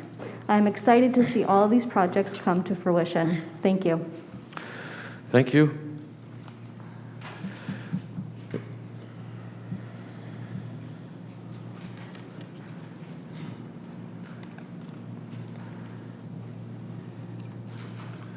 Mark Kulas, 327 Broadway. I'd like to speak to resolutions 1, 5, and 6. I'll address them in reverse order. On resolution 6, I urge the council to vote yes to include the Hartford Healthcare, the local branch of the NAACP, and the Otis Library as additional stakeholders who should be included in implementing the goals of resolution 6. As to resolution 5, the American Rescue Plan, I ask that the council consider that money from either this year's unappropriated amounts or next year's grant to seriously consider funding a youth center with after-school, evening, and weekend programs to keep the youth of Norwich engaged and to better the civic life of the city. This may be tied into resolution 6 if targeted to underserved communities of color. As to resolution 1, I urge the council to vote yes to sending the proposed bond resolution to referendum this November 2nd. We do need a concerted marketing effort to properly educate and explain the pension obligation bonds to the average voter and how the savings will affect what can be done in the future. It's like refinancing a mortgage or credit card debt, resulting in significant savings over the life of the bonds. The difference here is that many do refinance their debt, however, without the benefit of expert analysis that you have at your hands. So please vote yes on this resolution. Thank you. Thank you. Anyone else like to speak? Yes, sir, please.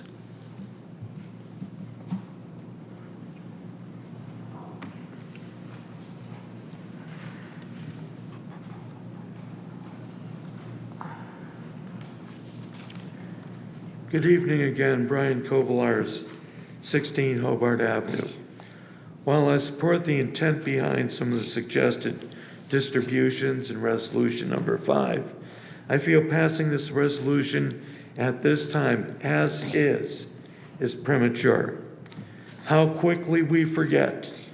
It was clearly stated in a prior city council meeting that the public would be actively engaged in determining the best distribution of these funds. Where was this engagement? The public meetings, discussions, or was that only supposed to pertain to the leftover funds? Regarding the allocation, for example, for NCDC to revive the downtown bond, while I helped develop the earlier bond program 10 years ago and fully support the intent behind the line items, I need to ask, why are we still waiting for an audit to accurately account for the return on investment from the prior investment? Not a glorified PowerPoint or theoretical extrapolations, but actual numbers for our city so that this way we know how our money is being spent and what the return is. Would this new distribution be without controls, silos, review criteria? I don't see it listed in here like the original bond program was. As a person behind the establishment of the Chelsea Arts District many years ago, adding I would at no cost to the city or the taxpayers, I fully support the allocation for the arts and would propose even more given the opportunity. As to the police, neighborhood planning, Otis Library, all seem appropriate and within the guidelines. But what is missing? Perhaps it is supporting sole proprietors, forming or starting a new business in their homes. The mom and pop businesses that are essential to our city, improving the web access for not only council meetings, but for all the committees and getting that information out to the public. These decisions are not mine to make, but engaging the public in this discussion is essential. We need to collaborate to determine what will really make the most impact to the people who live and work in this community. Do what you said you would. Engage the people that will benefit. Listen to their ideas. Is the park better than a community center repurposing a building? Let's find out. Thank you. Thank you, sir. Anyone else like to speak on the resolutions on the agenda this evening?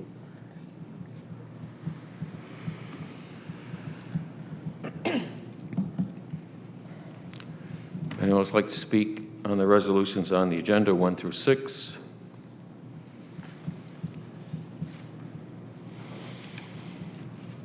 Again, does anyone else want to address the council on the resolutions 1 through 6? Seeing no one else, I then declare that to be closed. Thank you all. New business resolutions. Number 1, relative to providing for referendum vote to be held in connection with the municipal election of November 2nd, 2021, regarding an ordinance appropriating $145 million to fund all or portions of the unfunded actual accrued liability of the city's employee retirement plan and authorizing the issuance of general obligation pension bonds to the city to meet said appropriation. Thank you. Motion, please, to bring this to the floor. Alderman Nash, second Alderman Ella Miles. Is there discussion? Alderman DeLucia. I won't say everything again, but I'll just echo my previous comments and add kudos for the comptroller, who I did not intentionally neglect to mention has had a major part in putting this forward. Thank you. Thank you, sir. Is there further discussion?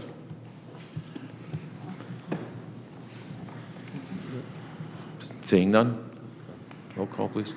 Alderman DeLucia? Yes? Alderwoman Miles? Yes. Alderman Wilson? Yes. Alderwoman Gould? Yes. Alderman Nash? Yes. President Pro Tem Bettencourt? Yes. Mayor Nystrom? Yes.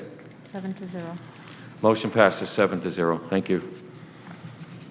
Number 2, relative to a license use agreement for property at 71 Town Street. Motion, please, to bring this forward. Alderman Ella Miles, second Alderman Wilson. Is there discussion? Seeing none? Alderman DeLucia? Yes? Alderman Miles? Yes.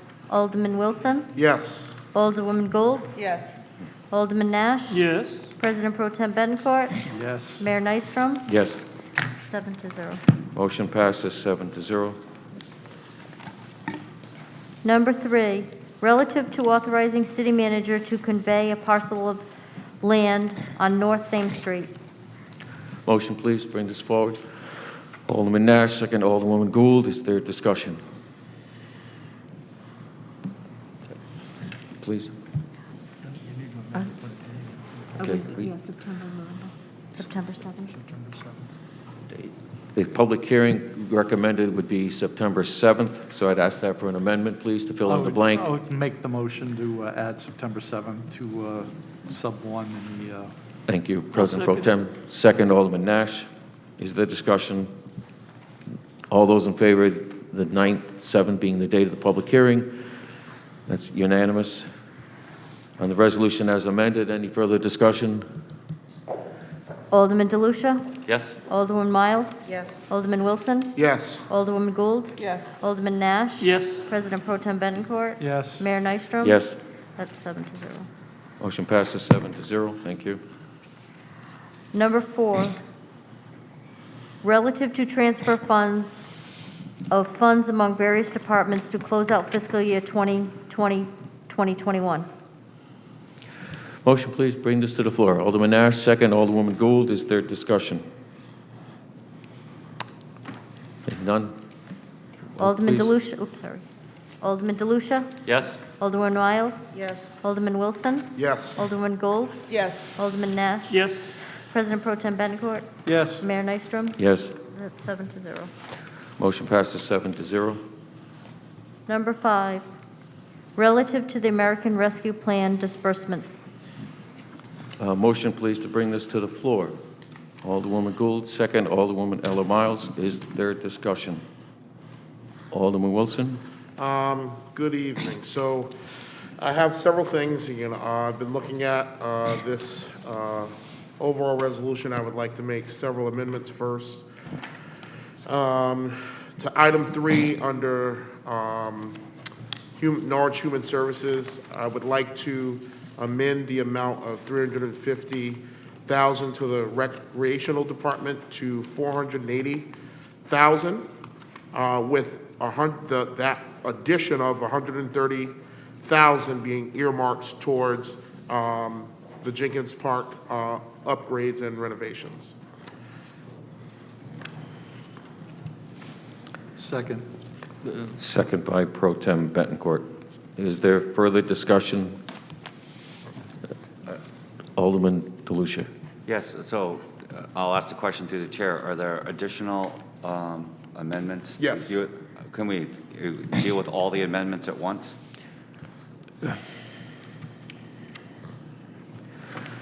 That would be up to the council, and if we're going to do that, then I think I would recommend that this last motion be withdrawn, just so that we don't start rolling over what we're voting on. I think it would be clearer if that is the case, just to keep it in order. That works for me. So you agree to withdraw? I'll withdraw. Okay, and who was the seconder? I did. Oh, okay. I agree. Alderman Wilson and Alderman Bettencourt agree to withdraw that first motion. For the amendment. All right. that's up So the floor. then, the floor is yours, sir. So the motion will include changing the amount for the Recreation Department to $480,000, with $130,000 being earmarked for Jenkins Park. And then also adding number 10, Community Development Office, the amount of $500,000 for neighborhood revitalization projects.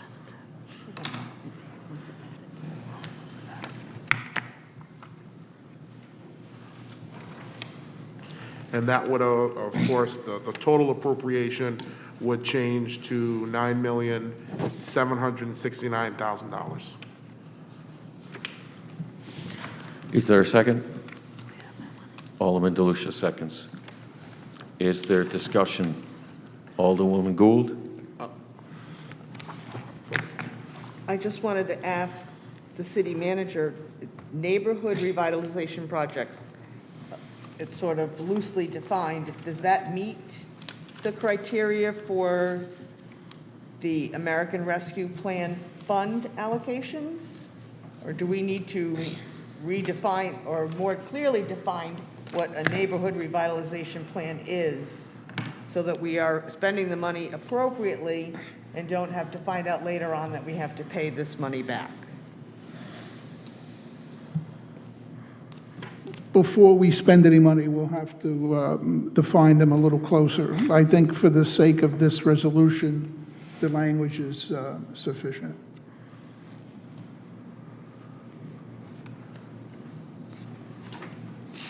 Alderwoman Gould, you still have the floor. Well, then, since Alderman Wilson is sponsoring this change, could you give a little idea of what this money would be earmarked for, please? Absolutely. So I'm going to start with Jenkins Park. One of the things we've looked at over the last year or two is the amount of traffic that park has gotten with the Night Flight League and other recreational training programs that have gone on there. That park has not seen a true huge renovation in a long time compared to some of the other areas. When we look at our budget books of capital expansion projects of the Recreation Department over the whole, they are well behind the 8 ball with a lot of the renovations across the city. One of the reasons of renovating this area is it is in a low to moderate income area, but also I see it as a corridor to economic and tourism, with it being close to the business corridor on the west side, but also very quick and easy access to our marina and downtown. So as more and more activities are taking place there, I know some of the changes include adding an additional basketball court, changing the softball area to a soccer, football, multi-use space. And then the other piece would be upgrading the playground and even the tennis space. You know, I think when we put money, put our money where our mouth is and upgrade neighborhood space that is being used, not only does it help residents feel that we are investing in the property that they are using, but it also brightens that area as it is close to so many businesses. So that is part of the reason for us getting that done, and I think it's a reasonable amount of money to spend on renovating an entire area. As for the community development, neighborhood revitalization projects, it's broad right now because, one, it is going to go through the Community Development Office to make sure it meets ARP standards, but part of this is I've said since this was introduced in July, that part of the conversation we need to have is more about our neighborhoods. We can't continue to say we want tourism, economic development, but we've also got to take care of our neighborhoods. So this is an opportunity to put some money towards sitting down with some of these neighborhood revitalization groups and prioritizing things that can get done in a small scale in different neighborhoods around the city to enhance them, but also it's a way of possibly clearing blight, adding tourism and recreational opportunities. It's just our way of starting the process to enhancing and revitalizing every neighborhood in the city of Norwich. We have another batch of money that will come next year, and it is our way of getting some things done in neighborhoods that we normally wouldn't be able to do during a regular budget year. So I see fit that, this amount, for the amount of neighborhoods we have in Norwich and the amount of projects we probably could come up with that would meet the guidelines, that this is a decent amount to start the process of revitalizing neighborhoods, working with some of our neighborhood organizations, and putting them at the table as a stakeholder to really seeing their vision for their neighborhoods come to fruition. So that is why I added those two things. And I'll say just as overall, I think it was said best, this is not a complete document as far as what I would expect to see as far as goals. I think there is still work to be done. But I think in listing, if we're going to have a conversation of how money should be spent, I thought it was appropriate to put those things out there before the conversation continued. So thank you. First of all, just for clarity, the Community Development Block Grant Office has no authority to determine an eligible expense on the American Rescue Plan. They can determine that it's an eligible area under HUD for investment, but to ask them to do that, that will be decided by the U.S. Treasury Office 4 years after all of this unfolds. So I don't want anyone leaving tonight thinking they'll have the answer for that. They're not allowed to give that answer. It is the U.S. Treasury's office and only them. The other thing I would say, the $130,000 on Jenkins Park, the Community Development Office is already scheduling to build a second basketball court there already, using those dollars that they do have authority over. And I don't know if the 130 was contemplated for that purpose, but community development dollars in that eligible area are already scheduled now to be used in that manner. I don't know if that changes the dollar value or allows you to do more. I mean, you have to decide for yourself, but that's already in the works. Can I answer those two questions for you?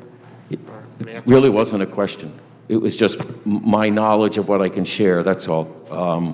And I did see the Pro Tem's hand up, if he wants the floor. I'll yield to... Very good, thank you. Alderman Wilson. So I will say part of this is we've been trying to, if you look at this document, it is not putting the workload on just the city manager's office. I'm not saying that the Community Development Office is actually determining what the guidelines would be. However, they get a lot of proposals from community block grants.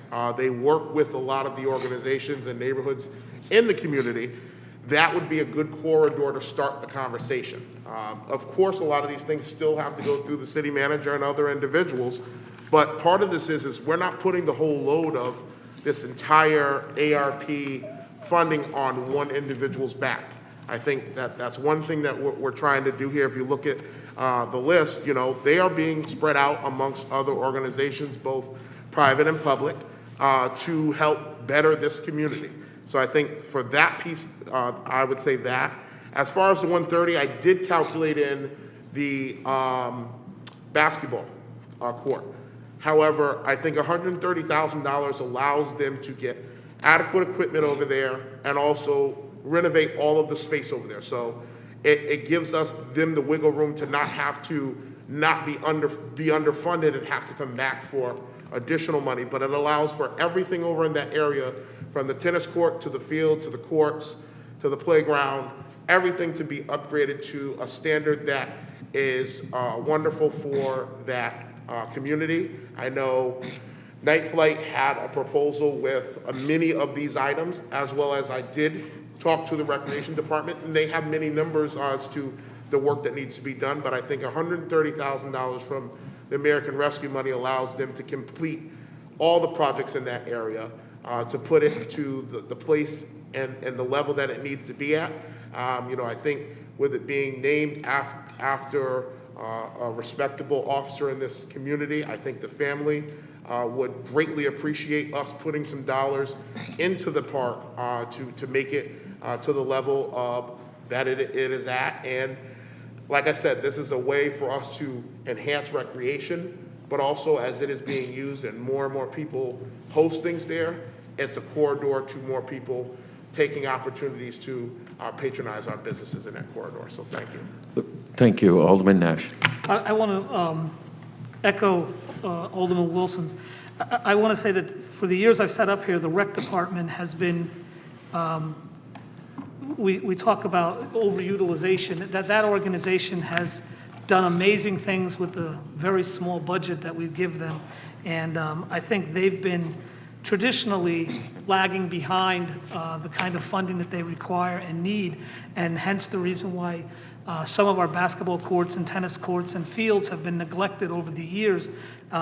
It's just because the funds were not available. And here's a nice way to use the CDC, a nice little way of injecting a little cash flow into them and to give them the opportunity.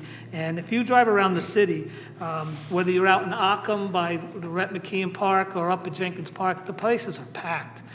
You go over there in Ockham at nighttime and watch them play basketball. There's dozens and dozens of kids down there, and Taffill's no different. And if you go out to the west side and Jenkins or even Stanton School, it's packed. So they are programs that there are fields that need to be revitalized, and seeing as well as Alderman DeLucia, we served with Dan Jenkins, and it was an honor to do so, and he was a great leader and an inspiration to us both. Working with Juneteenth Day with him back in the day when at one time Norwich was only one of 2 communities in the country that celebrated Juneteenth Day. It was Houston, Texas, and Norwich, Connecticut for decades. We were the only 2 communities that celebrated that day. So again, that's a park that needs to be one of our shining examples in our community. So I would support this. Thank you. Thank you. Is there further comment on the amendment? President Pro Tem, please. All right. As far as the distribution of funds as it goes along, I certainly have faith in our city manager that he isn't going to spend money that we can't justify spending. So as far as, I think that's the ultimate break here. But I certainly want to support what Alderman Wilson is proposing. I'm particularly, like Alderman Nash, fond of the addition to the Recreation Department funds. That is a park. I think many of us have coached youth, baseball or softball, whatever, and utilized that particular field even for practices or whatever. And it certainly needs to be upgraded, that whole site. So I'm hopeful that can happen. I think if we can turn it into a multi-use place, that would be even better. But I certainly support the idea, and I'd like to thank Alderman Wilson for coming up with it. So as far as the resolution overall, though, I do have some concern in that it was posted on Friday, as it was pointed out, and unfortunately, I think a lot of people that might be interested in this didn't know and didn't have the opportunity to be here or to make their feelings known. So, we may want to consider doing something about that. Thank you. Is there further discussion on the amendment? I have a question, Alderman Wilson. Yes. For item number 10, did you use the term stabilization? No, I used neighborhood revitalization projects. Okay. Thank you. No problem. If there's no other discussion on the amendment, all those in favor of the amendment? You know what? Council is recommending a roll call. Yep. Please. Alderman DeLucia? Yes. Alderwoman Miles? Yes. Alderman Wilson? Yes. Alderwoman Gould? Yes. Alderman Nash? Yes. President Pro Tem Bettencourt? Yes. Mayor Nystrom? Yes. That's 7-0. Motion passes 7-0. The resolution is amended. Is there further discussion? Alderwoman Ella Miles. I just have a quick question. For number 7, where you say Norwich Police Department, to be used for law enforcement, including reducing gun violence, it's not as nicely bulleted as some of the other items, so what is the intent for that? Is it training? Is it community programs? I mean, Or people? what's, It will be increasing the community policing program by hiring 3 officers. It also would allow for increased training and programs in the area of gun violence. For example, we had a program 2 weeks ago where we paid for weapons that were turned into the police department, and incredibly, there were quite a few weapons that were turned in. So we want to try to create more programs such as that. okay, thank you. Thank you. The further discussion On the, on the resolution as amended? as amended, Yes, Alderman DeLucia. I'd like to make a motion to postpone our action on this until our first meeting in September, which is the 7th. My reasons are actually, I have fourfold. First, we heard a lot of talk amongst the council and from the podium about the prior notice, okay, to the community in terms of it being on the agenda. I know that information was out there, but it didn't actually hit our agenda, and the agenda did get posted painfully close to our meeting. And Pro Tem Bettencourt raised that as an issue. We've talked amongst ourselves and with members of the community about why wasn't there a public meeting or some sort of public forum or some way that just the general public could give input. If that did happen, it wasn't widely broadcast because clearly the community is saying that they don't feel like they had a chance to have that public forum, and I think that we need to provide that before we act on that because I think that there's much more that we could be doing here to impact the lives of our citizens. The second is that I know that Pro Tem Bettencourt and myself both raised the issue of improving the audiovisual in City Council chambers and in room 335 for the purposes of public meetings so that the community can engage the council and its committees and its boards and commissions in more effective and more current ways. Certainly, I have no doubt in my mind that being able to engage the council from home in a meaningful way doesn't fall under this American Rescue Plan. And I was disappointed that no provision for that was provided in this first round of funding.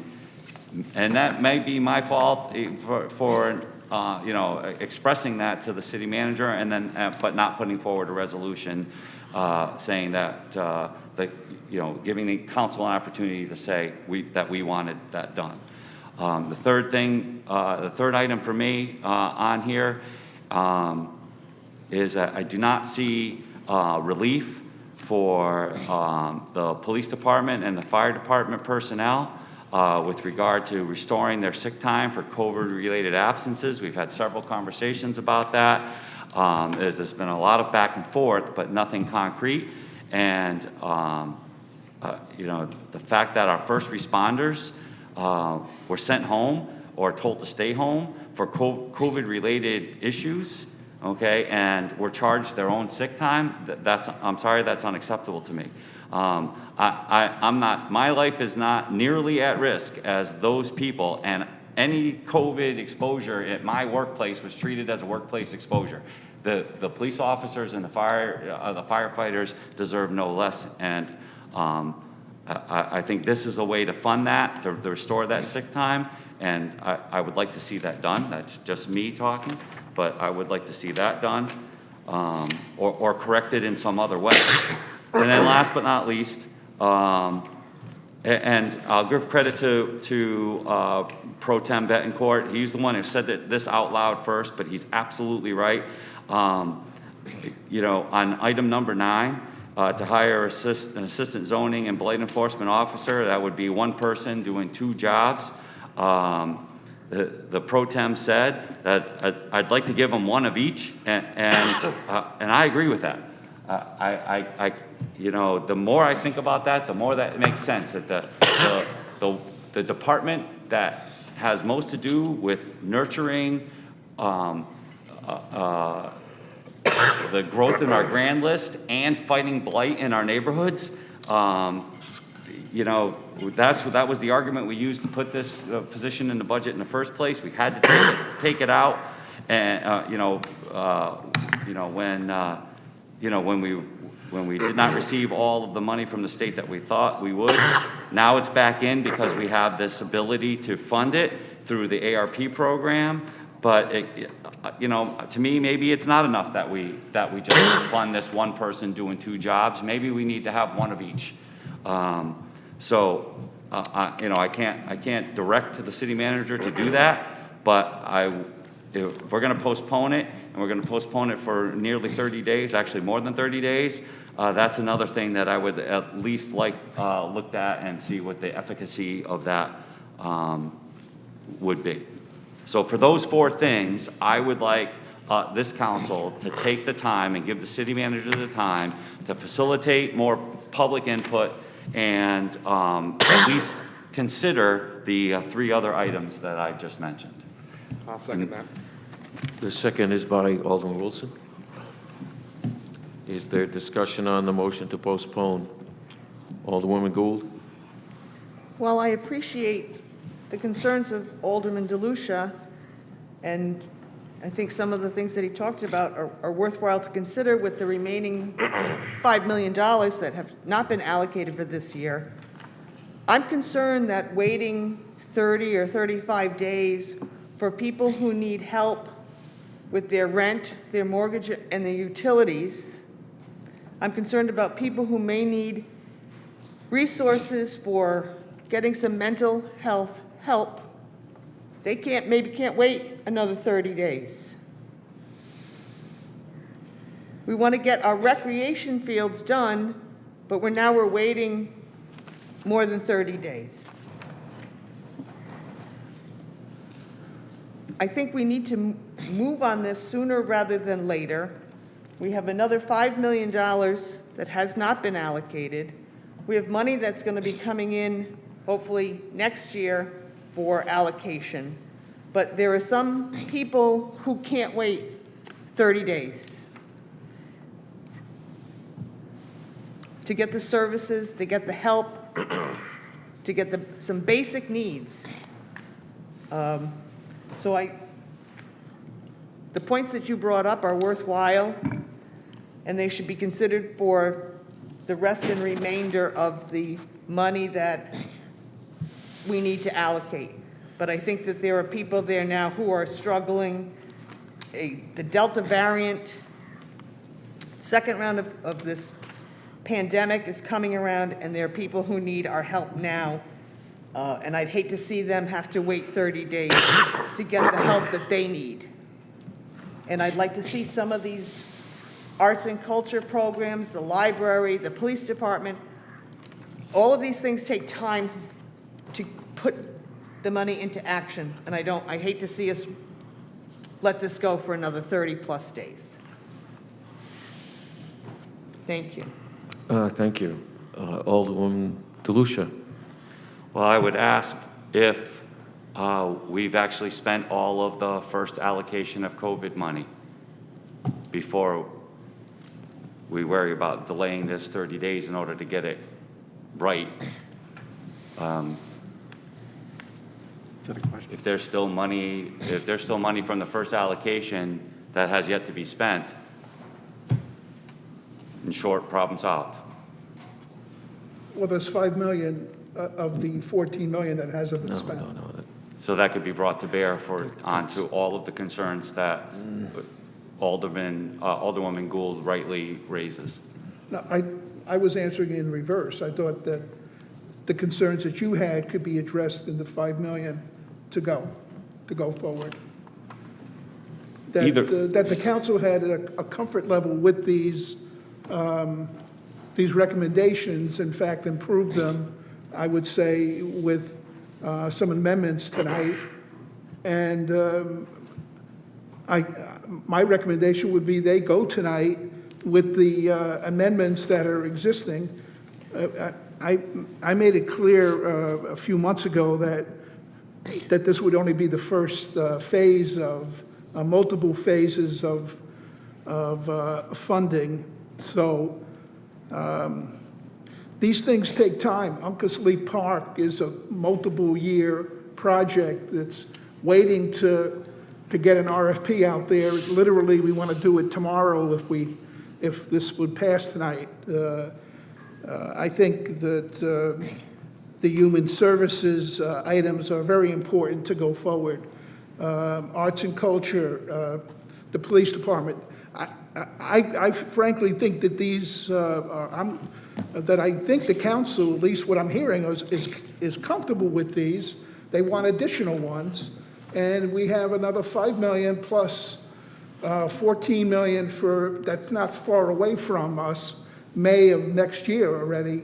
It's only 10 months away. So I would strongly recommend that you approve this and authorize me to come up with another list of the extra 5 million with all the good input that I got here tonight, additional input from various council people. I yield the floor. Thank you. Thank you. Alderman DeLucia, I thought you asked, you described it as COVID monies, and not as difference to American Rescue dollars, because there's different sums. COVID funds were provided to the school, to the city. They're not the same dollars that are on the resolution tonight. And I thought you were asking, any of those dollars still remaining or not been allocated? I do know that the HUD dollars that we were told we were getting 2 awards, $506,000 and $544,000. We only recently received the $544 within the last month and a half, I believe, and that was actually promised a year ago. It's been very slow in getting those dollars out to the community. I know that Unite CT has been very slow in processing the applications for help for rental assistance, for payments to landlords, for utilities. Those have all been delayed, but I thought you were specifically asking if the city had received any COVID dollars that were still remaining. That's separate from these funds entirely. And I don't know if John knew that. I might have misunderstood. We've made applications for various COVID-related expenses. I don't know if they've been all paid at this point, but they're been requested appropriately. Josh, have we received revenue from these yet? We've received some revenues from it, but projects of these sort wouldn't be eligible for, say, like, FEMA reimbursement. And we're waiting for probably 2 quarters of COVID-related expenditures. But they're, it just takes a little time, but the money will be coming eventually. If I may, With your permission, Alderman DeLucia, the city manager would like to respond. The other part of the COVID funds is it's an ongoing event. You see the police officer was here today. We've instituted masks. There is a cost to that, a cost to have a police officer here during the day helping to enforce the mask rule and some other items. So that's an ongoing process that's separate from the ARP. Thank you for pointing that out. Just so everybody has the stuff, that's all. Yeah, I appreciate that. Sorry, Alderman Wilson? I misunderstood. So I think to sum up, the true reasoning for postponing this. This has nothing to do with people's dissatisfaction with the list of projects. I'm sorry, but I don't think 30 days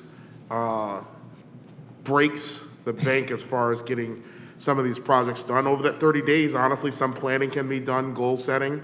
I will say back in July 6th, when the presentation was had, I was adamant about a community forum outside of the council public hearing or meeting happening. At the end of the day, this impacts every single resident. I don't care what the project is. It impacts us some way, somehow. It impacts us on the city side. It impacts organizations, residents.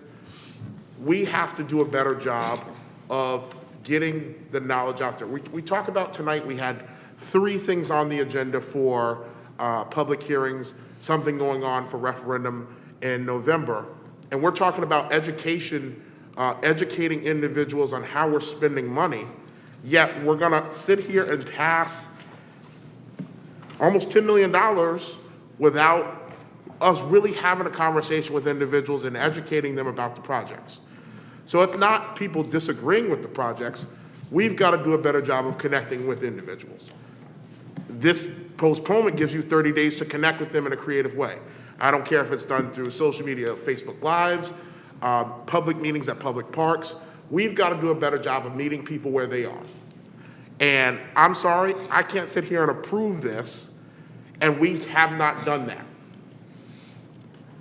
I don't have a problem with many of the projects at all, but I have a problem. I am the people's representative. And we haven't gotten enough emails. We haven't gotten enough individuals to come in here. And this is a long-term effect on this community. 30 days may seem like a long time for some, but these organizations, these projects can start the fine print of goal setting, what things are going to need to be done. And then come September, the allocation is there.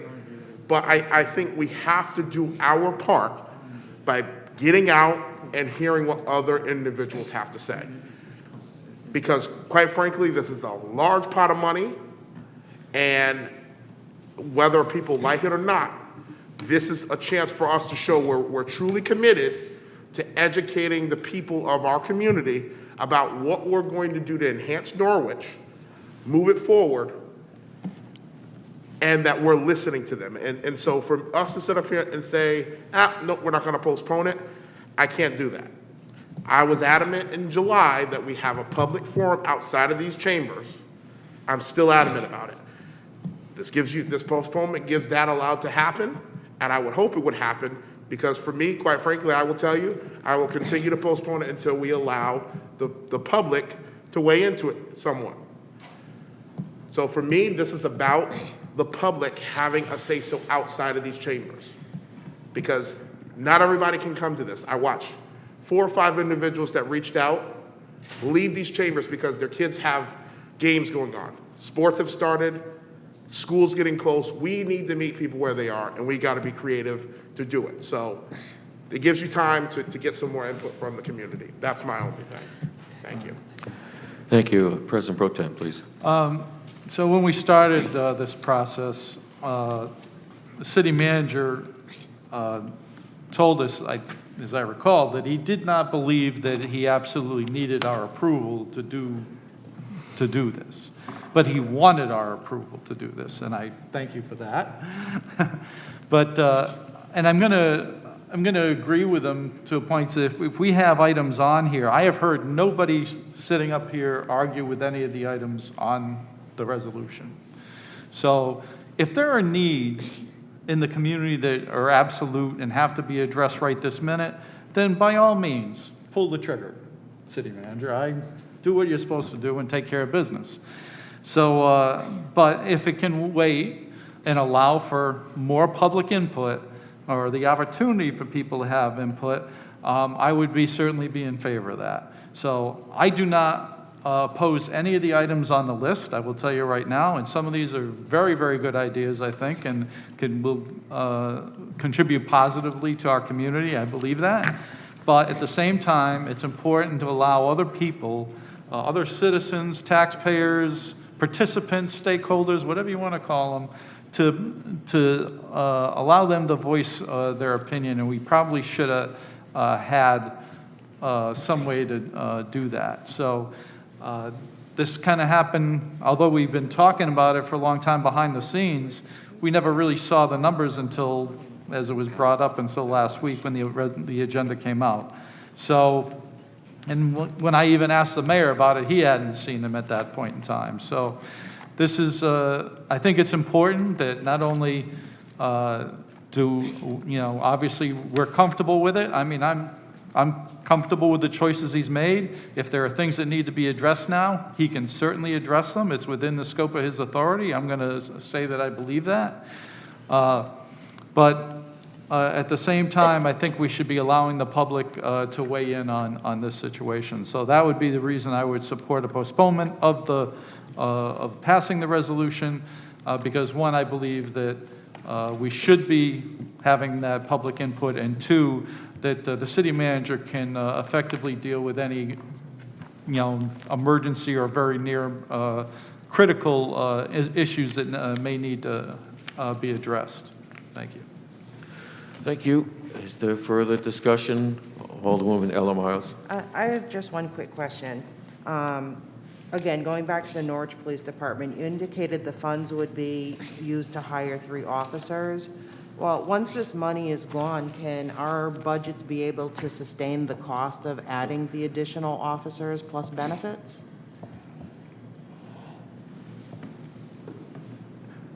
That's a decision that will have to be made 3 or 4 years down the road. By that time, we would have attrition to absorb the 3 in. They were previously in the budget, so I would plan on putting them back in the budget. All these items are for 1 year. They obviously would go on beyond that. The Neighborhood Services Department, Assistant Zoning, that's a 1-year funding. So I would be coming back to the City Council in the budget next year to hopefully reinstate those as permanent funding going forward. So that would be up to the City Council to do that. It's a possibility I could put this money in for a 2nd year, so it's down the road a little bit. But ultimately, the council would have to deem whether these positions should be funded on a permanent basis. Thank you. Thank you. Is there further discussion on the motion to postpone?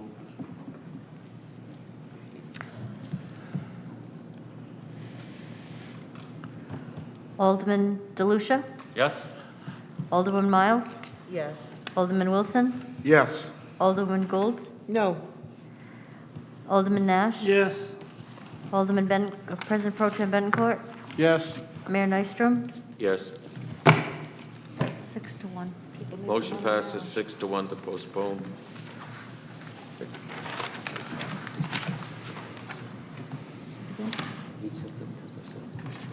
September 7th. Just for edification, since it's been a long discussion, that postponement was scheduled to come back on the 7th of September. Yes. Yes. Just for clarity. Thank you.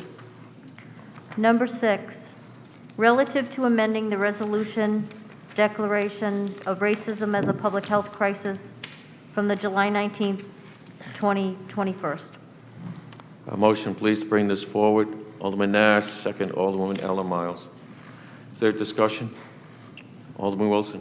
Just for clarification, well, more so to get it correct in the records, I want to make an amendment to the resolution number 2, where it says NAACP.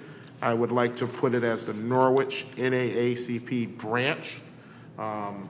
Reason being, there are multiple branches in the region, but I want to clarify that it is our local NAACP branch that we are tasking as a stakeholder. I'll second that. So, and then also down in the therefore be it resolved clause, changing it from NAACP to Norwich NAACP branch as well.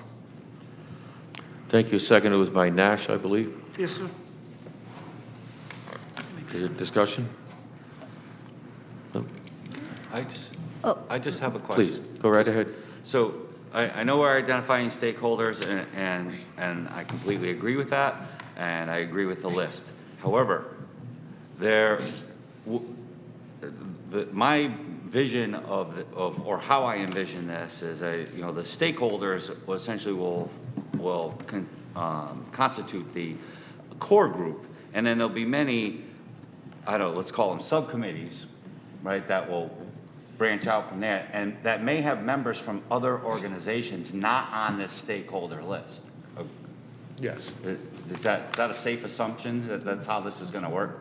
It's my understanding that the original resolution and the intent of this is not in any way to limit, but we heard clearly from other groups between that meeting and this meeting that we wanted to have them listed straight up front. I spoke with Bob Farwell personally myself about Otis being part of this, and he was very, very enthusiastic and supportive of being literally named in this.